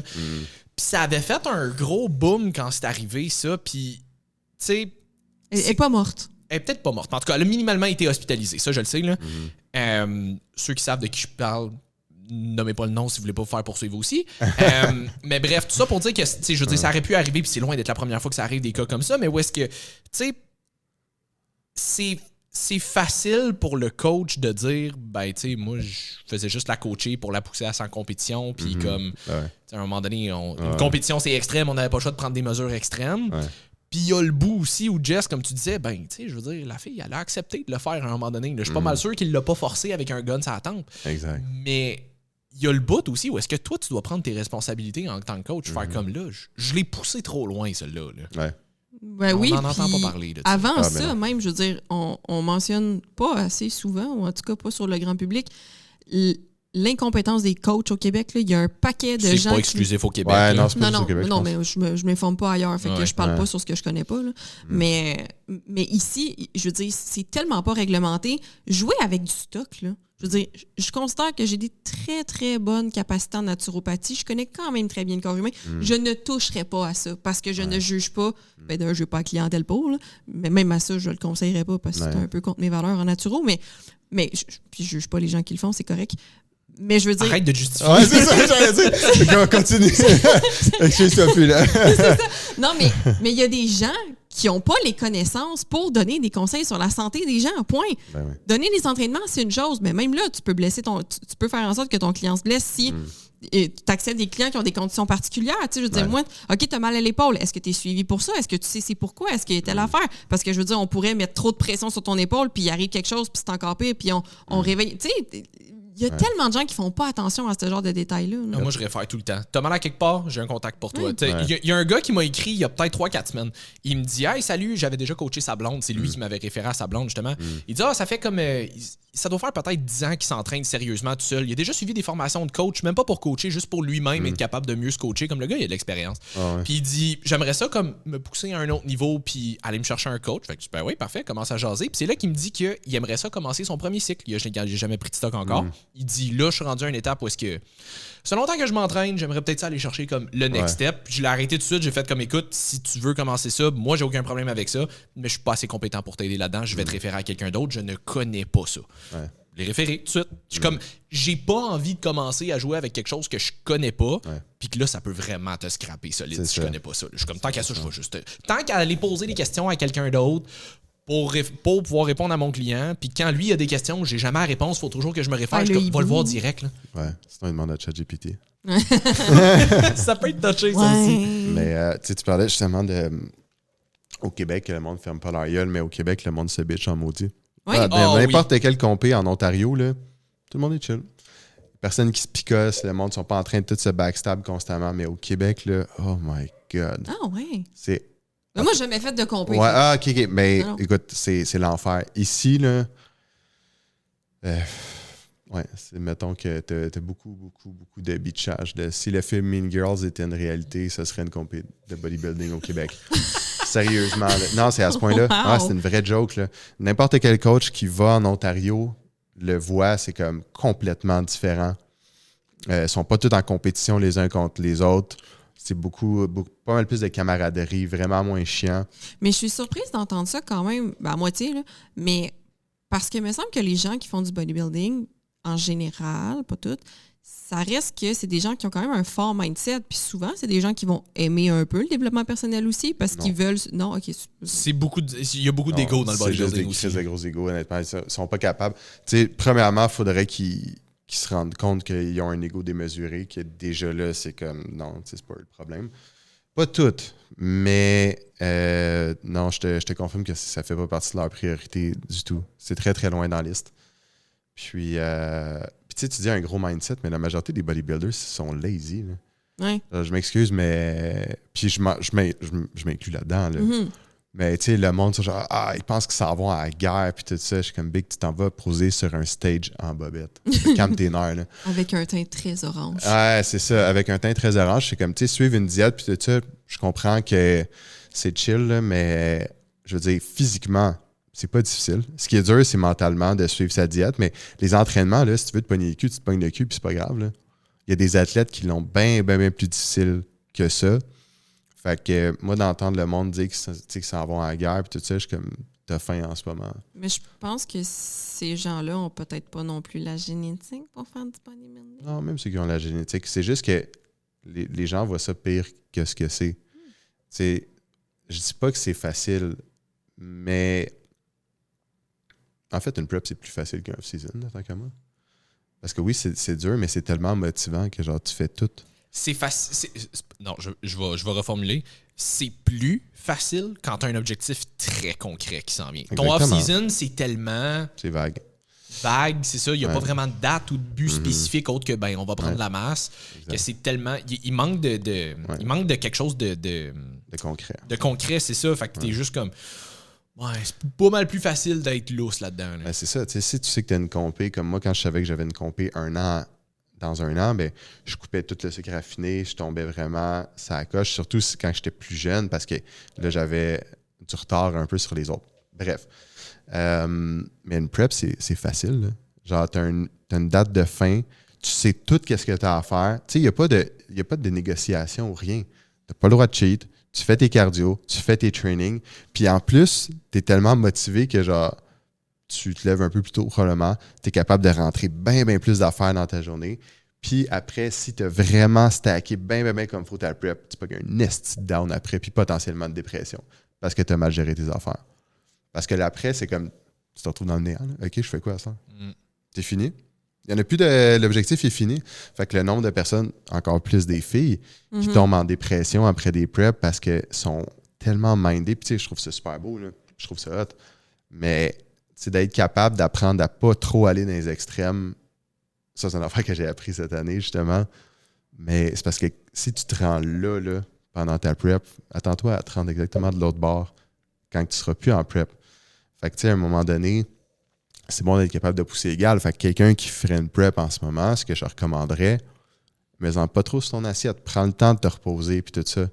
Tu sais, c'est facile de tout faire parce que tu es vraiment grindé, mais je conseille fortement de se mettre des breaks un petit peu puis de prendre le temps de te reposer puis justement de ne pas être trop sur un high parce que le high que tu as va être proportionnellement à l'inverse après ta compé. Ouais, Jess, comme tu dis souvent, plus tu étires l'élastique, plus ça va finir par snapper fort après. Là. Ouais, c'est exactement ça. Mais je trouve ça fascinant la façon dont vous en parlez parce que tu vois, moi, mon cerveau fonctionne à l'inverse. Moi, si tu me donnes genre un défi avec une date puis il faut que je sois extrême jusque-là, j'ai envie de me gonner, ça me stresse. Genre, je me sens pas bien, j'ai pas envie de les faire, je me sens restreinte, je me sens genre ah! Mais si tu me laisses faire ce que je veux, automatiquement, moi, c'est facile pour moi, là, tout le temps bien manger, pas cheater, de non, comme tant que je mange dans des bonnes portions, parce que j'aime pas avoir faim. Ouais. Personne n'aime quand j'ai faim non plus. Mais c'est ça, mais je trouve ça fascinant de voir vraiment les deux extrêmes de mentalité, tu sais, puis la plupart des gens en bodybuilding, c'est ça, c'est que moi, ça me pousse, ça me drive, puis je suis comme, moi, je le comprends pas, cette drive-là. Je suis comme, moi, je vous écoute, puis je fais de l'anxiété. Là. Non, un défi, c'est trop pour moi. Je pense que c'est plus que... Mais à l'inverse, c'est ça. Moi, quand j'ai rien, là, c'est facile. Mais c'est ça, c'est que je pense que c'est plus que Troupe de l'opposition. Quand tu fais une prep puis que tu as une date précise, tu as un objectif très précis puis qui te tient à cœur, cet objectif-là, c'est pas quelque chose que tu fais juste comme fallait que je me trouve un objectif, j'ai choisi lui. Non, c'est quelque chose comme qui te tient à cœur pour vrai. Ouais. C'est juste que ça te simplifie la tâche. On dirait que comme tout le bruit autour, il est plus là. Fait que tu sais, tu fais une prep, il y a quelqu'un qui t'invite à aller au restaurant, c'est plus difficile de dire non, ton objectif est plus important. Il y a quelqu'un qui t'invite à aller faire de quoi qui fait que tu vas skipper un workout, non, faut que je fasse mon workout, c'est plus important. Puis ça devient plus facile de dire non. Versus quand t'es off-season, t'as pas nécessairement d'objectif ultra précis, c'est pas grave si je vais au resto, c'est pas grave si je skip un workout. Mais quand t'as un objectif ultra précis, c'est juste que tout devient plus simple de rester orienté vers ça. Mais moi, c'est déjà simple, c'est ça l'affaire. Ouais, Oui, mais c'est quelqu'un qui veut être à 100%. Tu sais, mettons, c'est simple pour toi d'avoir un 80-20. Ouais. Mais est-ce que tu aurais un 100%? Ouais, c'est ça l'affaire. C'est le 100% qui devient plus facile à aller chercher. Mais le 100%, il est très subjectif. Tu sais, dans ma tête, moi, je suis 100% cohérente avec l'identité que je veux incarner. Oui, mais dans un objectif de bodybuilding, c'est pas le même 100%. Non, mais en même temps, pour moi, un objectif de bodybuilding, c'est pas cohérent avec qui je suis. Exact. C'est pour ça. Mais... Comme tu viens de le mentionner, ça drive parce que c'est tellement important pour toi. Puis je suis comme, mais il n'y a pas un monde dans lequel, dans ma tête, c'est assez important d'être en shape pour faire ça. Mais ça, c'est le bout aussi où je pense qu'on doit... Excuse-moi. C'est juste parce je pense qu'on drive aussi un peu sur l'adrénaline de... Moi, quand je sais que comme the stakes are high, ça me pousse. Ouais, ben moi, c'est pas compliqué. J'ai besoin d'objectifs pour avancer, sinon je ne calisse rien. Je suis pas capable d'être sharp à 100% si j'ai pas d'objectif. Toi, oui. T'as-tu fait tes neurotypes? Le neurotyping? Ouais. Oui. Elle, c'est une 2B. 2B? OK. Moi, j'étais un 1B. Moi aussi. Ouais. Ça m'étonne pas. Mais c'est ça. Fait que, dépendant de... Pour ceux qui ne comprennent pas les neurotypes, c'est un test de Christian Thibodeau sur les neurotypes qui explique un petit peu... c'est orienté vers l'entraînement. Fait que ça dit qu'est-ce qui fonctionne mieux pour toi. Ben, disons ton profil neurologique, qu'est-ce qui est naturellement fort comme... voyons. Prédominant, genre? Oui, mais c'est pas ça le mot que je cherche. Qu'est-ce que c'était mieux comme split d'entraînement généralement selon comment ton cerveau est fait? Oui, mais voyons, j'ai juste... aide-moi, Jess, là, sérotonine, dopamine, c'est des... Neurotransmetteurs? Neurotransmetteurs, merci. Bon, ben ça te dit comme quels neurotransmetteurs qui sont dominants chez toi, auxquels tu es plus sensible, auxquels tu es plus susceptible. Fait que selon ça, tu serais prédisposé à mieux répondre à certains types d'entraînement, certains types d'alimentation, etc. Oui, c'est le fun parce qu'il explique aussi... tu sais, comme personne, un peu comment que t'es, c'est quoi les autres prédispositions que tu as dans la vie. Fait que, tu sais, moi, autant que je trouve ça vraiment nice de voir quelqu'un qui est capable d'être d'être, mettons, à 80 ou même 90 constamment, je trouve ça cool. Mais en même temps, pour moi, je trouve ça cool aussi d'être capable de mettre la switch on puis de me mettre en prep puis d'être à 100% pour un objectif. Parce que souvent, à moins que je me trompe, j'ai plus l'impression que les gens qui sont sharp tout le temps vont avoir moins tendance à aller vers des compétitions. Ça va plus être pour le fun, mais très constant. 100%. Tandis que moi, ça va être all-in pendant une plus courte période. Mais je pense pas qu'il y a pas de bonne ou de mauvaise réponse pour ça, en fait. La Mais différence vraiment entre le pas. marathon et le sprint, je pense. Non, c'est là. ça. Ouais, Mais c'est exactement. vraiment pas. Tu sais, moi, je le dis tout le temps, j'admire les gens qui font du bodybuilding, tu sais, parce que mais c'est tellement loin de comment moi je fonctionne. Ouais. Mais j'admire. Je suis comme, je trouve ça tellement beau de voir des gens qui sont capables de se dédier à ce point-là à quelque chose, Ouais. puis de le maintenir justement pendant une courte période de temps. Puis tout, moi, je trouve que c'est beaucoup d'efforts, là, parce que moi, avoir faim, c'est beaucoup d'efforts. mais c'est ça. Fait que c'est deux façons complètement différentes, mais c'est ça. Je trouve ça beau de voir que les deux existent, mais que en même temps, t'es pas nécessairement faite pour un ou pour l'autre. C'est comme tu dis, moi, Non, c'est ça. moi, je suis aucunement compétitive dans la vie. Là. La compétition, c'est. Ouais. Je suis plus comme, OK, mais tout le monde a du plaisir, on est content, comme, c'est correct. Trophée de participation Mais pour tout le monde. c'est genre, tu sais, fait que je suis comme, mais c'est pas grave si j'ai perdu, t'as fait mieux que moi. Bravo, tu sais, comme, je suis pas compétitive du tout. OK. On a dérivé un peu de la PNL aussi. Ouais. Mais tu parlais tantôt de... Ça m'a fait penser au show de Daniel Sloss, Jigsaw, justement, qu'on a écouté, où est-ce que tu disais les gens, des fois, qui font une job qu'ils n'aiment pas, souvent, ça leur fait peur de commencer à se poser ces questions-là parce que ça voudrait dire que tu remets ta vie en question. Ça, c'est une affaire que Daniel Sloss, un humoriste écossais disponible sur Netflix, il avait fait un 30 minutes de son show complet sur les relations, puis comme quoi, justement, les gens sont souvent en relation avec la mauvaise personne parce qu'ils préfèrent être avec quelqu'un, avec la mauvaise personne qu'être tout seul. C'est une affaire qu'il disait là-dedans où est-ce que il disait comme 2-3 questions que les gens devraient se poser pour comme juste, pas nécessairement qu'il reste ton chum ou ta blonde là, mais juste remets en question ta relation. T'es-tu vraiment dans la relation pour les bonnes raisons?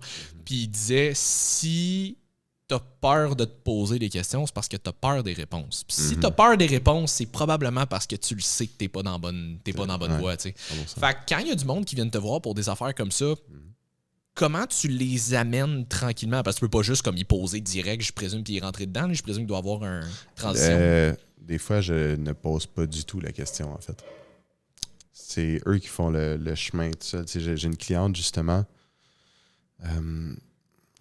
Son objectif, c'était par rapport à sa job, je crois qu'elle est conseillère financière, quelque chose comme ça. Puis, je sais pas. Son objectif, c'était, je crois, de ne pas procrastiner sur les choses que ça y tente de faire. Bref. Fait que là, on a développé là-dessus. Elle a eu des super belles idées qui sont sorties par rapport à sa job, qu'est-ce qu'elle pourrait faire, puis tout ça, qui serait bien. Puis après 3 séances, après 3 séances, elle me dit je t'aime plus. Je suis en train de... Je sais pas si je vais regarder ma job. Mais c'est ça, c'est parce que tu sais, elle s'est rendue compte que pour elle, justement, c'était super facile, les finances, puis que c'était très logique, mais ça lui fait chier de l'expliquer à du monde qui s'en crisse, puis de se faire choquer par des clients, tout ça. Des questions qu'elle ne se serait pas nécessairement posées avant, mais là, elle savait plus qu'est-ce qu'elle voulait faire, où est-ce qu'elle voulait s'orienter par rapport à ça, mais tu y penses, t'es comme, hey, attends un peu, tu vraiment envie de travailler avec du monde de même? Fait que là, ben, heureusement pour moi, c'est une cliente qui est très, très sharp, puis très à ses affaires. Fait que elle en donne toujours plus que demander. Fait que elle se pose beaucoup de questions. Des fois, elle s'en pose trop d'ailleurs. Mais. Overachiever, là. Oui, exact. Mais Overthinker. dans tous les cas, je ne vais jamais poser la question point blank. Comme ça, c'est plus la personne qui va avoir une réalisation par rapport à ça. Tu sais, c'est un peu. C'est une conséquence du travail qui va être faite. Fait que si on y parle de son identité, qui qu'elle est comme personne, puis que là, la personne, on avance là-dedans, la personne se rend compte, hey, attends un peu, ce que je fais, ça n'a pas rapport pantoute avec qui est-ce que je suis. Mais après, quand tu le sais pas, tu n'as pas besoin de le travailler. Mais quand tu le sais, là, tu peux plus te cacher derrière le fait que, je savais pas. Ça te gruge après ça, là. Ben ouais. Exact. Fait que je te dirais que, pour ceux qui écoutent, là, si t'as pas envie si t'aimes ta vie comme qu'elle est, viens pas faire de PNL. Parce que c'est garanti que ça change. 100%. Puis, tu sais, le bout, avant que ça devienne le fun, il est long puis il est vraiment plate. C'est très inconfortable parce que là, tu te ramasses dans le moment où est-ce que tu es comme, attends un peu. Je faisais ça, c'était confortable, c'était chill, puis là, ça me convient plus. Oh, qu'est-ce que je fais avec ça? C'est quoi l'alternative? Parce que là, je le sais pas. Donc là, après, c'est d'être capable de s'écouter, mais c'est surtout de continuer de faire le travail. Mais ce gap-là entre les deux, de genre, je le sais pas, puis qu'est-ce que, tu sais, la personne que j'étais me convient plus, le gap, c'est pas le fun, honnêtement. Mais quand tu réussis à traverser de l'autre bord, là, ça devient vraiment plus facile. Mais c'est pas évident. Si il y a des gens qui écoutent, parce que je suis pas mal sûr que Non, y a des gens qui personne écoutent. écoute le podcast. Je suis pas mal sûr qu'il y a des gens qui écoutent. Mais je suis pas mal sûr qu'il y a des gens qui écoutent qui ont probablement l'impression, deep down à quelque part, que ça pourrait être mieux. Mm-hmm. Comme ils sont pas nécessairement la meilleure version d'eux-mêmes, puis je suis pas mal sûr qu'ils se disent qu'ils seraient capables, mais ils savent pas nécessairement par où commencer, ils savent pas nécessairement pourquoi, comment. C'est sûr qu'il va y avoir du cas par cas, puis il va y avoir des affaires plus précises, mais est-ce que tu as des grandes lignes que tu pourrais peut-être donner pour aider le monde à faire un bout de chemin? La première affaire que je vais dire, c'est va te faire coacher. Là. Parce que comme on parlait tantôt, tu n'as pas besoin d'attendre. En fait, je ne recommande pas d'attendre que ça aille mal pour faire de quoi. C'est comme si j'attends d'être tout batté à chaque fois avant d'aller me faire traiter, ben ça se peut que ce soit plus long à chaque fois pour que ça redevienne correct. Donc, par rapport à ça, moi, je dirais, si ta vie va bien en ce moment, va te faire coacher. Parce que ça pourrait être mieux. Tu le sais juste pas. Puis ça pourrait s'empirer aussi. Puis si tu attends, c'est ça qui va arriver. C'est inévitable. Tu sais, ça y va par vague. On a des vagues, ça va super bien. Il y en a d'autres que ça va moins bien. Puis ça va continuer d'être comme ça. Mais ta vague où ça va moins bien pourrait être un peu moins pire. Puis ça pourrait être un peu plus stable, tout ça.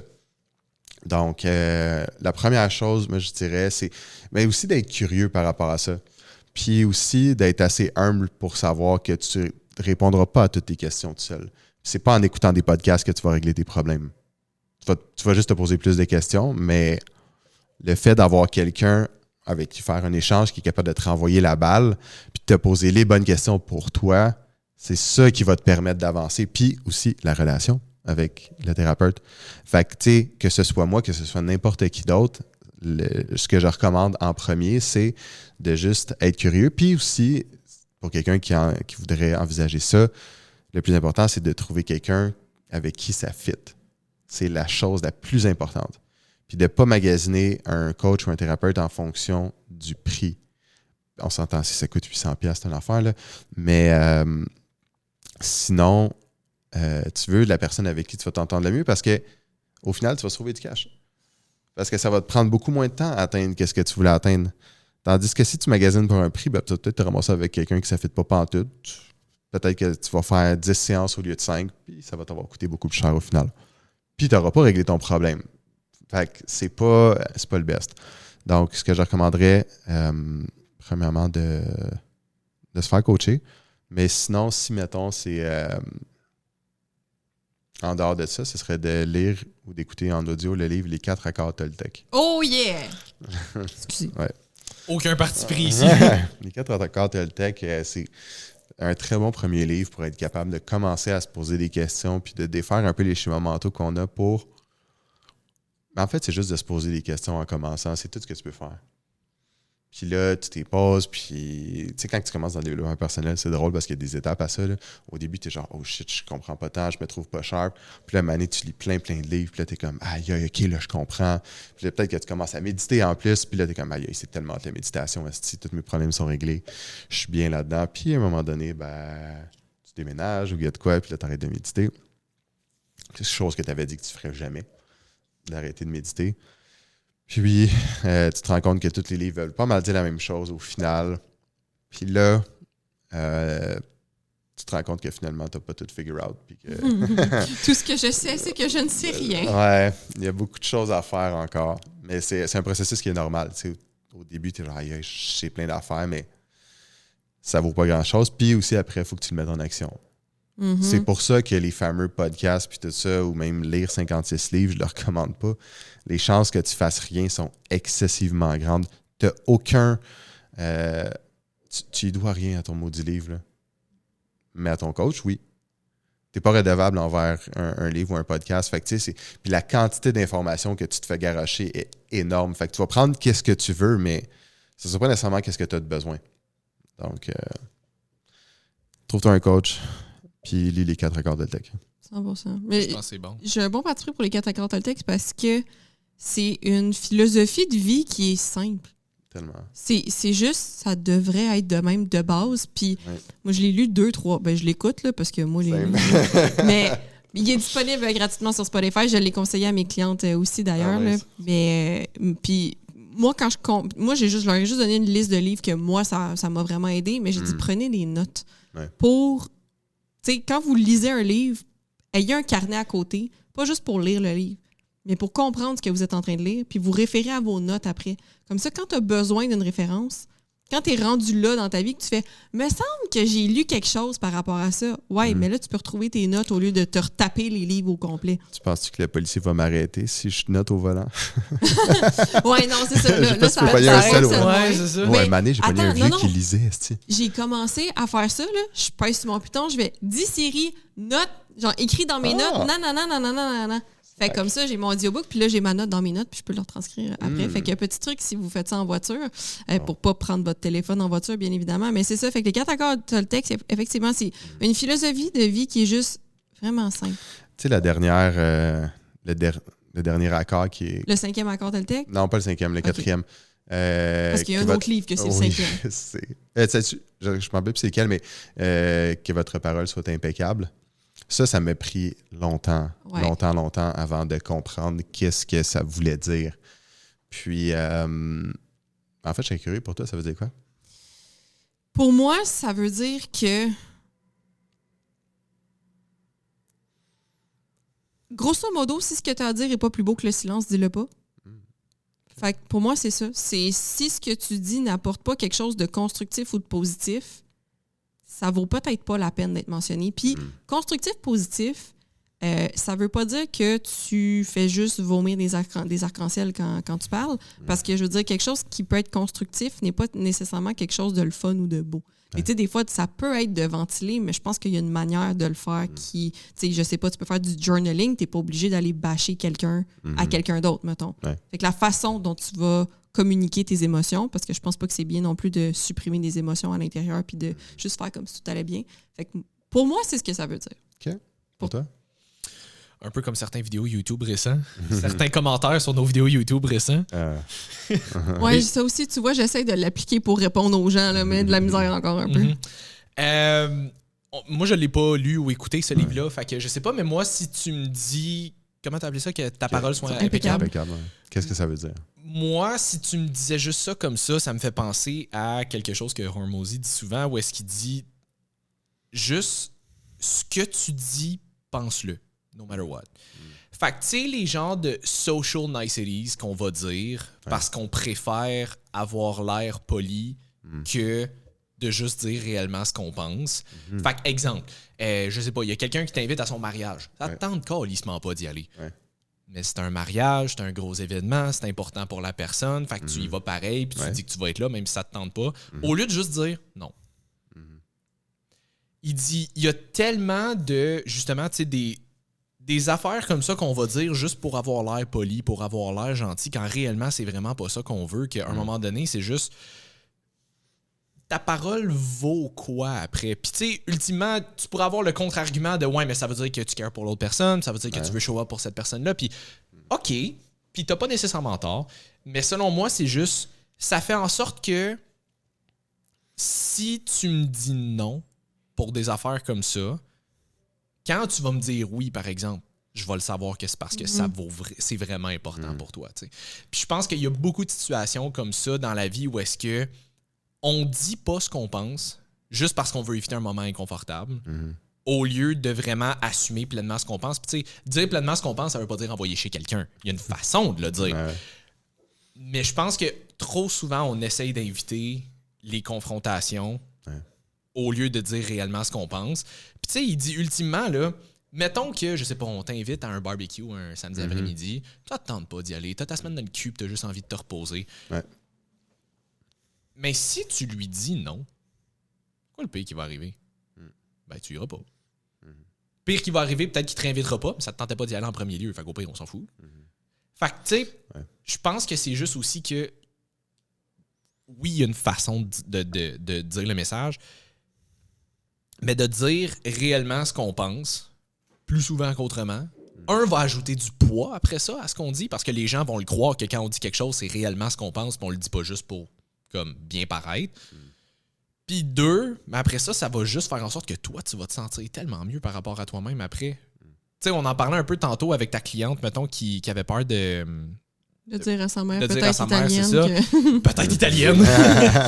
Mais tu sais, c'est d'éviter une relativement courte situation inconfortable pour finalement avoir une vie confortable après. Parce qu'ultimement, elle va peut-être passer genre 6 mois à pas manger ce qu'elle veut pour finalement pas atteindre ses objectifs, mais au bout des 6 mois, elle va être comme Chris, j'ai pas progressé, puis elle va s'en vouloir. Fait que pour moi, c'est ça que ça voudrait dire. Juste ce que tu dis, pense-le, dis-le pas juste pour les normes sociales. OK. Comme ça. Ouais. Non, Ouais. mais c'est bon. Moi, je sais pas si vous avez vu les stories des fois que en fait, j'ai mis à tous les matins. J'écris quelque chose d'une façon, puis je mets une alternative. Donc, mettons dire de quelqu'un, c'est vraiment un esti de cave, celle-là. Ben, à la place, peut-être de dire, je me demande pourquoi il est comme ça. Je me demande qu'est-ce qui fait qu'il est comme ça. Fait que pour moi, ça a vraiment été de m'assurer que qu'est-ce que je dis, parce qu'on peut tourner des phrases de plein de façons différentes, mais que ma parole soit impeccable, ce serait, dans un monde idéal, vraiment d'être capable de poser les bonnes questions puis de ne pas dire n'importe quoi. Puis de ne pas nécessairement dire quelque chose en fonction de comment je me sens en ce moment, mais plus d'essayer de comprendre. Essayer de comprendre en parlant, puis de creuser s'il faut.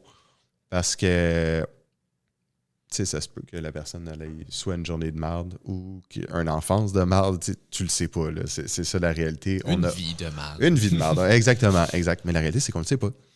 On le sait pas. Fait que si je vais, tu sais, mettons justement, tu dis, c'est une vidange, cette personne-là. Puis que là, ton chum à côté de moi, il dit, ouais, mais sa mère est morte la semaine passée. C'est comme, oups! Ben, c'est ça, sauf que, tu sais, fait que pour moi, avoir une parole impeccable, ce serait. Puis je suis le premier à parler beaucoup trop vite, là. J'en dis des affaires que je pense pas dans une journée. Fait que d'être capable de me freiner un peu, puis de prendre le temps Premièrement, de prendre le temps avant de dire de quoi, d'être capable de faire des pauses. Puis de poser les bonnes questions, puis de dire, d'argumenter, puis de formuler ce que j'ai dans ma tête vraiment parfaitement pour que ce soit clair, puis justement essayer de comprendre au lieu de juste garrocher mon opinion que personne n'a demandé anyway. Là. Ouais. Fait que ce serait ça. J'aime ça. J'aime ça aussi. Je pense que justement, ça, les gens, souvent, je trouve, font juste agir sans poser de réflexion par rapport à ce qu'ils font. Tout est en mode automatique. Fait que je pense que plus on est capable de se surprendre, entre guillemets, à être en mode automatique, justement, plus on est capable de prendre un step back et faire comme pourquoi moi je fais ça? Pourquoi j'ai dit ça? Est-ce que ça aurait pu être autrement? Est-ce que telle personne, pourquoi qu'elle a fait ça? T'sais? Exact. Puis honnêtement, c'est fou. Quand tu te mets à faire ça, là, il y a beaucoup de choses que le monde font que normalement pourraient te mettre en rogne que après, tu deviens vraiment plus compréhensif. Il y a pas mal moins d'affaires qui nous fâchent. Les gens font ce qu'ils peuvent avec les ressources qu'ils ont dans le moment présent. Exact, 100%. Comme avec les parents. Mm. Tous tes parents ont fait du mieux qu'ils pouvaient. Là. Peut-être que leur mieux, c'est de la merde, mais ils ont fait de leur mieux pareil. Il y a pas beaucoup de coaching, entre guillemets, pour les parents, souvent. Là. C'est comme... Les boomers, ils n'ont pas ça. Ben, on assume que tous nos parents sont boomers. Dans le temps des boomers, c'était tu fermes ta gueule, puis t'encaisses, puis plus t'encaisses, plus t'es tough, puis good for you. Mais après 65 ans, là, c'est un gros ramassis de marde que t'as pilé avec les années. Puis moi, je pense qu'à partir d'un certain temps, à moins que la personne ait une belle illumination puis se dise « OK, faut que je fasse de quoi », ça fait beaucoup d'affaires à unpack, là. Beaucoup, beaucoup, beaucoup. Puis c'est pas toujours beau. Puis ils n'ont juste pas les ressources pour le faire. Ils l'ont pas eu. Fait que ça, je trouve ça dommage. Je trouve ça dommage parce qu'il y a sûrement bien des familles qui se parleraient encore s'il y avait ça. Tu sais, autant que j'en connais du monde très proche de moi qui aurait tout intérêt, mais que ça leur tente pas. Là. Ou ils n'ont pas envie d'aller là, tout simplement. Puis c'est normal. Ouais, je pense que la première étape pour n'importe quel problème, la première étape pour résoudre n'importe quel problème, c'est de réaliser qu'il y en a un. Ah, exact. Si t'es même pas capable de t'admettre qu'il y a un problème, t'auras pas envie de le résoudre. Dans ta tête, tout va bien. Tu sais. Et en fait, encore mieux que ça, t'as pas besoin.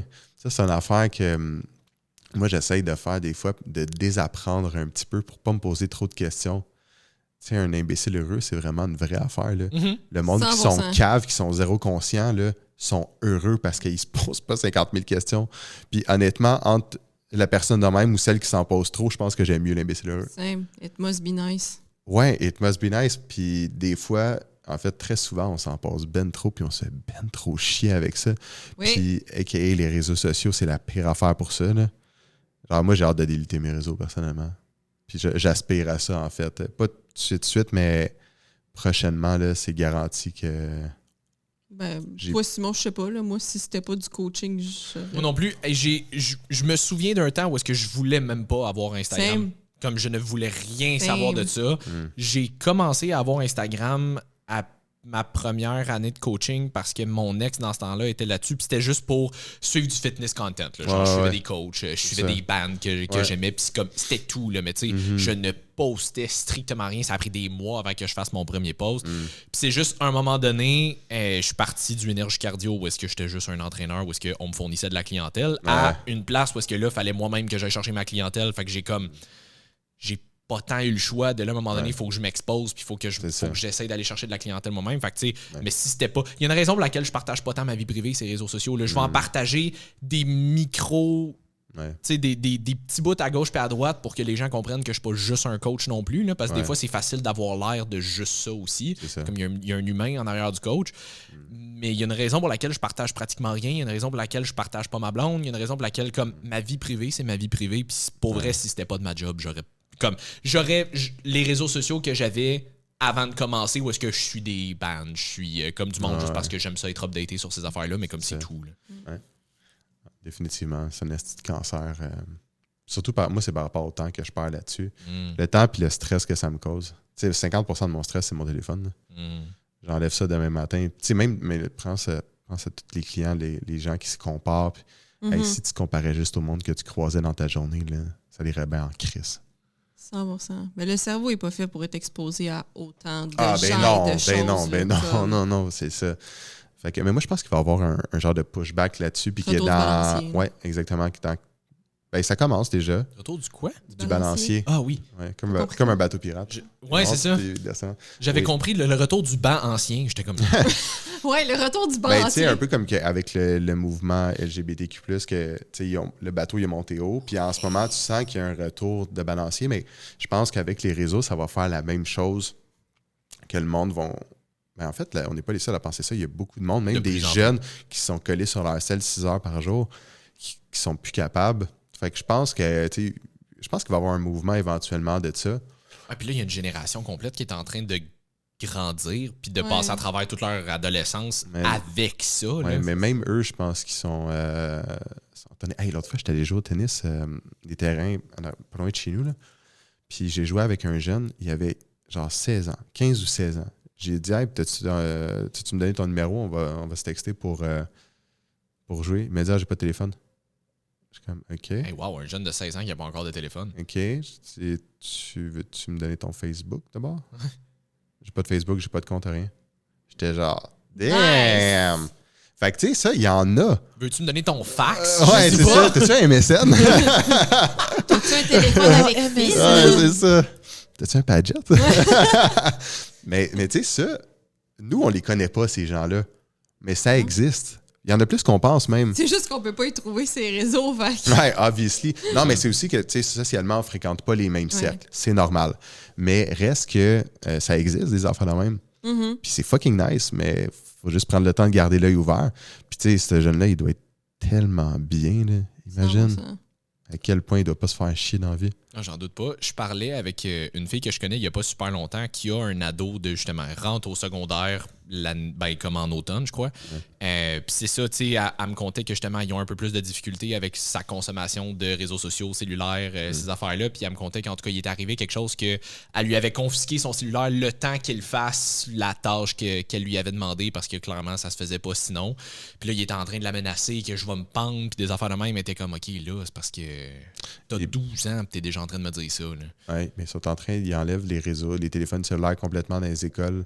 Oui, puis ça, c'est une petite bonne affaire. Il y a des endroits aussi, je pense que ça a commencé en Australie, puis il doit en avoir à d'autres endroits aussi, mais où est-ce que, mettons, l'âge légal pour avoir des réseaux sociaux, c'est rendu comme 16 ans ou 18 ans ou je sais pas quoi, comme ils sont en train de monter l'âge légal pour ça. Je suis tellement pour ça, parce que ça peut tellement te fucker une estime. Là.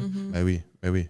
Ben, la majorité des gens, en général, moi, je pense que t'enlèves les réseaux sociaux de quelqu'un, 50% des problèmes viennent de partir par la fenêtre. Hein. 100%. Sinon plus. Tu sais, problème d'estime et tout ça, la majorité. Compare-toi au monde que tu vois dans ta journée. T'es chill d'habitude. Ça va bien. Oh, oui, ça va bien. Puis c'est pas juste ça aussi, c'est que, tu sais, les réseaux sociaux, c'est la meilleure place pour niveler vers le bas. Mm-hmm. Tu sais, avant, le monde se vantait pas d'être lazy puis de rien calcer ou tu sais, de genre, j'ai des traumas. Ta gueule, tout le monde en a des traumas. Genre, t'es pas pire qu'un autre, là. Genre, I'm on my healing journey. Genre, hey, calme tes nerfs, là. Tu t'es fait laisser, genre, c'est pas si pire que ça, là. Avec un collage de genre plein de micro-vidéos de voyage puis de coucher de soleil. C'est ça. De café le matin puis de musique inspirante. C'est ça. My healing era. Ouais, mais c'est ça, je suis comme, calme tes nerfs, là. Genre, va vivre ta vie 2 secondes, lâche ton téléphone, là, puis tu vas voir que ça va bien aller. Donc... Mais c'est parce que c'est tellement facile à monétiser, ce genre d'affaires-là. Je pense que c'est ça le problème. Je sais. Mais c'est juste que, tu sais, tout le monde met leurs problèmes là-dessus. Mais tu parles en réalité, là, dans la vraie vie, on fait pas juste parler de ça. Puis là, ben, tu sais, t'as pas nécessairement envie de dire que t'as été paresseux ou whatever. Puis, tu sais, c'est correct de l'être. Mais en parlant moins, ça rend pas ça, ça normalise bien moins d'affaires. Puis là, le monde, ben, veut pas, tu step up ta game. Ça récompense pas ça. Là. Oui, exact. En ce moment, c'est ça qui arrive. Moins aussi, tu te poses moins de questions sur je devrais-tu me sentir de même, je devrais-tu pas me sentir de même, je devrais-tu être de même, je devrais-tu être en train de faire ça ou je devrais être en train de faire ça. Est-ce que je devrais normaliser ça ou est-ce que c'est ça que je devrais normaliser? Cherche un petit peu puis tu vas trouver un article pour justifier tout ce que tu fais. Littéralement. Fait que tu sais... non, moi, j'ai hâte vraiment de déliter ça complètement. Puis, ici, je vais avoir un téléphone pareil, mais je veux dire... puis sûrement garder Messenger parce que c'est pratique en maudit. Au moins pour contacter tes clients, genre. Là. Ouais, ben contacter des clients ou... Non, mais en fait, ce que je ferais sûrement, ce serait juste de, éventuellement, mon Instagram que j'ai, genre, le mettre professionnel puis de pas le gérer, moi. D'avoir quelqu'un qui s'en occupe. Fait que de cette façon-là, au moins, je perds pas cette visibilité-là. Mais je me fais plus chier à l'avoir dans les mains non plus. Fait que, ça serait le best. Comment, t'en as-tu des clients qui viennent te voir des fois pour des problèmes ou en tout cas difficultés avec les réseaux sociaux, que ce soit d'estime ou de consommation? Pas encore. Non, pas encore. J'en avais une qui est venue pour... c'était un peu un truc d'estime. C'était vraiment le fun jusqu'à ce qu'elle arrête de me répondre. Mais, mais elle, tu vois, parle pas fort. Vraiment, un petit peu mentalité de victime aussi, ce qui est plate. Mais bref, après la première séance, j'y avais donné comme devoir. Tu sais, elle se sentait bien quand elle joue au hockey. Au hockey, elle se sent queen. Genre, ça va bien. Fait que j'ai dit, OK, ben, t'aimerais te sentir de même dans la vraie vie. Fait que comment qu'on fait? Promène-toi avec ton équipement. Ouais, c'est ça. Mets tes patins. Oui, c'est ça. Non, mais pas. Fait que finalement, entre la première et la deuxième séance, elle est allée s'inscrire au baseball, mais comme réserviste parce que là, tu étais occupé. Je sais pas si au deck, puis au gym aussi, dans des cours de groupe. Parce que, tu sais, c'est dans le sport qu'elle excelle. Fait que va faire du sport. Tu sais, après, tu vas être plus capable de prendre... Puis d'un, tu vas rencontrer du monde parce qu'elle n'a pas d'amis, rien. Là. Ses amis, c'est le monde avec qui elle travaille à l'école où elle travaille. C'était plus des connaissances. Qui ont 20 ans de plus qu'elle. C'est pas ses amis. Amis, on s'entend. Donc, c'est ça. Elle avait fait beaucoup de chemin entre la première et la deuxième séance. Puis c'était vraiment nice. Mais c'est ça, elle, c'était la mettre en action. Puis elle était très bien partie. Là, comme je dis, il va falloir que Malheureusement, il y a eu des séances qui sont pas arrivées à cause que j'ai pas eu de réponse. Puis tu sais, ça, c'est quoi? C'est-tu que j'en ai un peu trop demandé, ça n'a pas été fait, elle veut pas me dire que ça n'a pas été fait? Je sais pas. Mais ça, c'est des choses qui arrivent. Souvent. Souvent. Ouais. Tu sais, c'est dommage. Je suis encore en train de naviguer là-dedans, à voir, OK, tu sais, est où la ligne, où est-ce que je place ça? Parce que je veux pas, je suis quand même dans mes débuts, donc il y a bien des choses que je sais pas encore. Fait que c'est de voir, tu sais, d'en donner assez pour que ce soit challengeant, mais pas trop que ce soit décourageant puis que la personne fasse comme, OK, non, j'ai eu peur, genre. Donc, ouais, il y a eu ce cas-là. Vraiment intéressant. Puis, honnêtement, il y a définitivement de quoi faire avec ça. Ouais. Dernière question avant qu'on te laisse aller, parce que ça fait déjà quasiment 2 heures qu'on roule. On a du fun. Il y a 2 affaires que je voulais te poser tantôt, puis il y en a une que j'avais oubliée. Je viens de m'en rappeler. Vas-y. Encore une fois, je suis pas mal sûr que ça va être un cas de plus de spécificité en fonction de la personne qui est devant toi, mais je pense qu'il y a une question qui revient relativement souvent, c'est comment que je fais pour avoir plus confiance en moi. Fait que toi, peut-être quelqu'un qui nous écoute en ce moment, qui aimerait ça, peut-être travailler un peu sa confiance en soi, aurais-tu des encore une fois, grandes lignes que tu pourrais qu'on pourrait travailler? Oui. Commence à dire salut aux gens, à tous les gens que tu croises. Tu dis salut, tu souris, puis quand tu es capable, tu engages une conversation. Parce qu'un trait de ne pas avoir confiance, c'est de ne pas parler à la personne. Donc, tu veux. Puis c'est pas obligé d'être compliqué, tu veux juste créer l'habitude. Tu vois que. Je te donne un exemple. L'autre fois, j'étais au Costco. Puis le monsieur en arrière de moi, dans la ligne, il y avait un gros lit de chien. Puis là, je le check, je dis il va être content, hein? Puis il me dit si ça fait 3 qu'il me mange, nanana. Puis là, il chiale un peu. Puis là, je dis mais tu devrais mettre du vinaigre de cidre de pomme dessus, tu vois, il ne touchera plus. Puis il a pris le conseil. Il a dit c'est une bonne idée, ça, je vais en sprayer dessus, comme ça, il va arrêter de le manger. Parce que j'avais déjà fait ça, j'avais donné du vinaigre de cidre de pomme à. Je ne le referais pas, là, honnêtement, elle n'a pas aimé ça. Mais elle n'est plus jamais revenue dans la cuisine après mon premier chien que j'ai eu. Dès que je sortais la bouteille, elle sacrait son camp.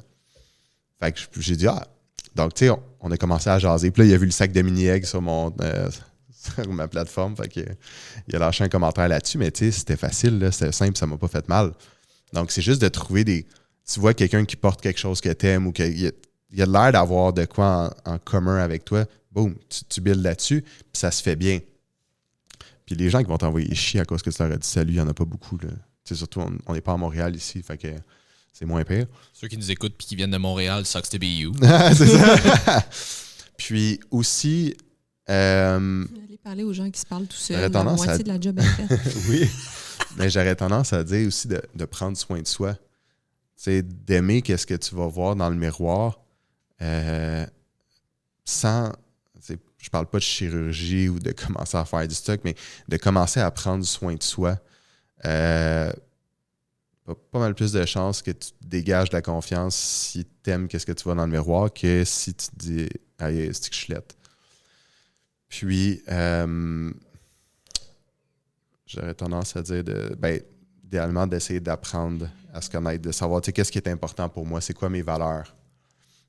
Parce qu'après ça, tu vas être capable de t'aligner avec des gens qui vont fitter ça.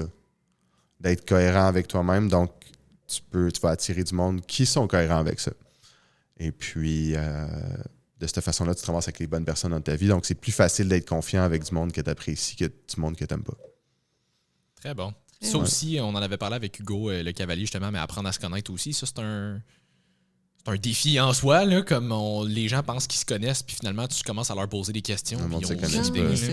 Les gens sont en mode automatique beaucoup. Fais juste demander, mettons, c'est qui Christophe Robert, puis en une ligne, mettons, là, sans dire que je coach en PNL, sans dire que j'ai fait du bodybuilding, genre, c'est qui Christophe? C'est qui la personne, pas comme la profession? Ouais, ou l'identité, mettons, c'est quoi? En effet. Mais ça, c'est quelque chose... Le plus gros travail que je fais avec mes clients, c'est ça, qu'ils apprennent à se connaître. Parce qu'après ça, tout devient plus facile. Ouais. Très cool. Ouais. Si tu avais un dernier mot sur lequel laisser les gens, final thoughts par rapport à la PNL, développement personnel, quoi que ce soit. Comme que je viens de dire, ce qui va aider les gens à avancer le plus, c'est de se connaître en tant qu'individu. Puis dire à quelqu'un, mais il faudrait que tu apprennes à te connaître, ça ne veut rien dire. C'est comme dire à quelqu'un, bouge plus, mange moins. Ouais, c'est exactement ça. Donc, mettons un petit exercice que je peux vous inviter à faire. C'est comme de faire une pyramide un peu. Puis c'est tu as 6 étages.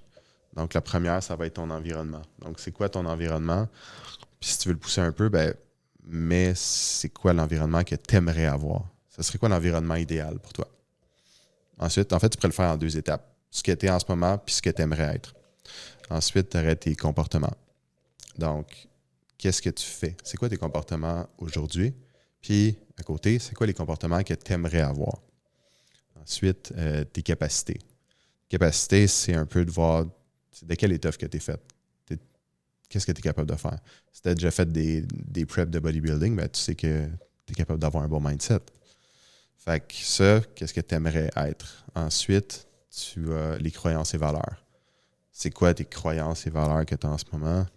Qu'est-ce que tu aimerais avoir ou ajouter là-dedans? Le but, c'est pas d'en enlever, mais après, tu as ton identité. Donc, t'es qui comme personne en ce moment? En une phrase. Puis sans dire de job ou rien. Mais c'est qui cette personne-là?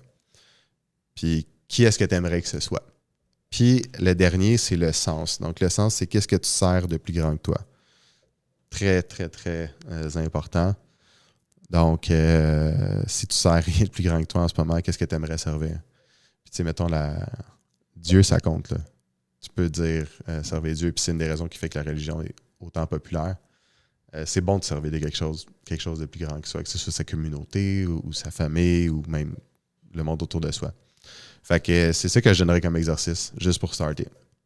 Très haute. Très cool. Merci. Si les gens veulent te suivre, te contacter, peut-être avoir un coaching avec toi, où est-ce qu'on te rejoint? Oui. Mais principalement Instagram, donc Christophe Holistique, c'est écrit Kristof et Holistique avec un K à la fin. Et puis sinon, sur Facebook, Christophe Robert, donc Kristof Robert. Ça paraît-tu que j'ai toujours été obligé d'appeler mon nom? Principalement là, Facebook ou Instagram. Il y a toutes les infos, c'est facile de me rejoindre. Je check mes messages très régulièrement. Donc, si justement, oui, ça peut intéresser du monde, juste m'envoyer un message direct, puis on s'organise ça. Vraiment cool. Hey, merci d'être déplacé aujourd'hui pour jaser de ça avec nous autres. C'était J'ai super bien cool. du fun, pareillement. J'espère que ça va avoir travaillé un petit peu dans la tête d'une couple de personnes. Puis c'est le genre d'affaires que, comme on disait un peu, ça va les travailler aujourd'hui, puis ça va continuer de les travailler un peu dans les prochains jours. Là. Ben oui. Fait que très cool. Jess, NIH. www.nhsupp.com avec le code WUACV10 pour un 10% de rabais sur vos commandes. Et voilà, encore une fois, pour vos chandails Machine, le dos est vraiment plus nice, mais je pourrais pas t'en parler dans le micro, je vais le parler de même. Fait que pour vos chandail Machine, We Don't Think We Execute, vos oversized tee pour le gym, le lien va être dans la description avec le code WUACV10 aussi. Pas mal tous les événements de bodybuilding qui vont avoir lieu dans les prochaines fins de semaine, il va y avoir un stand de Machine qui sont là, ils ont toujours de la merch si jamais ça vous tente d'aller les voir. Puis sinon, on se voit pour un autre épisode de Woke Up at Joe's Violence la semaine prochaine. À tout le monde. Salut tout le monde.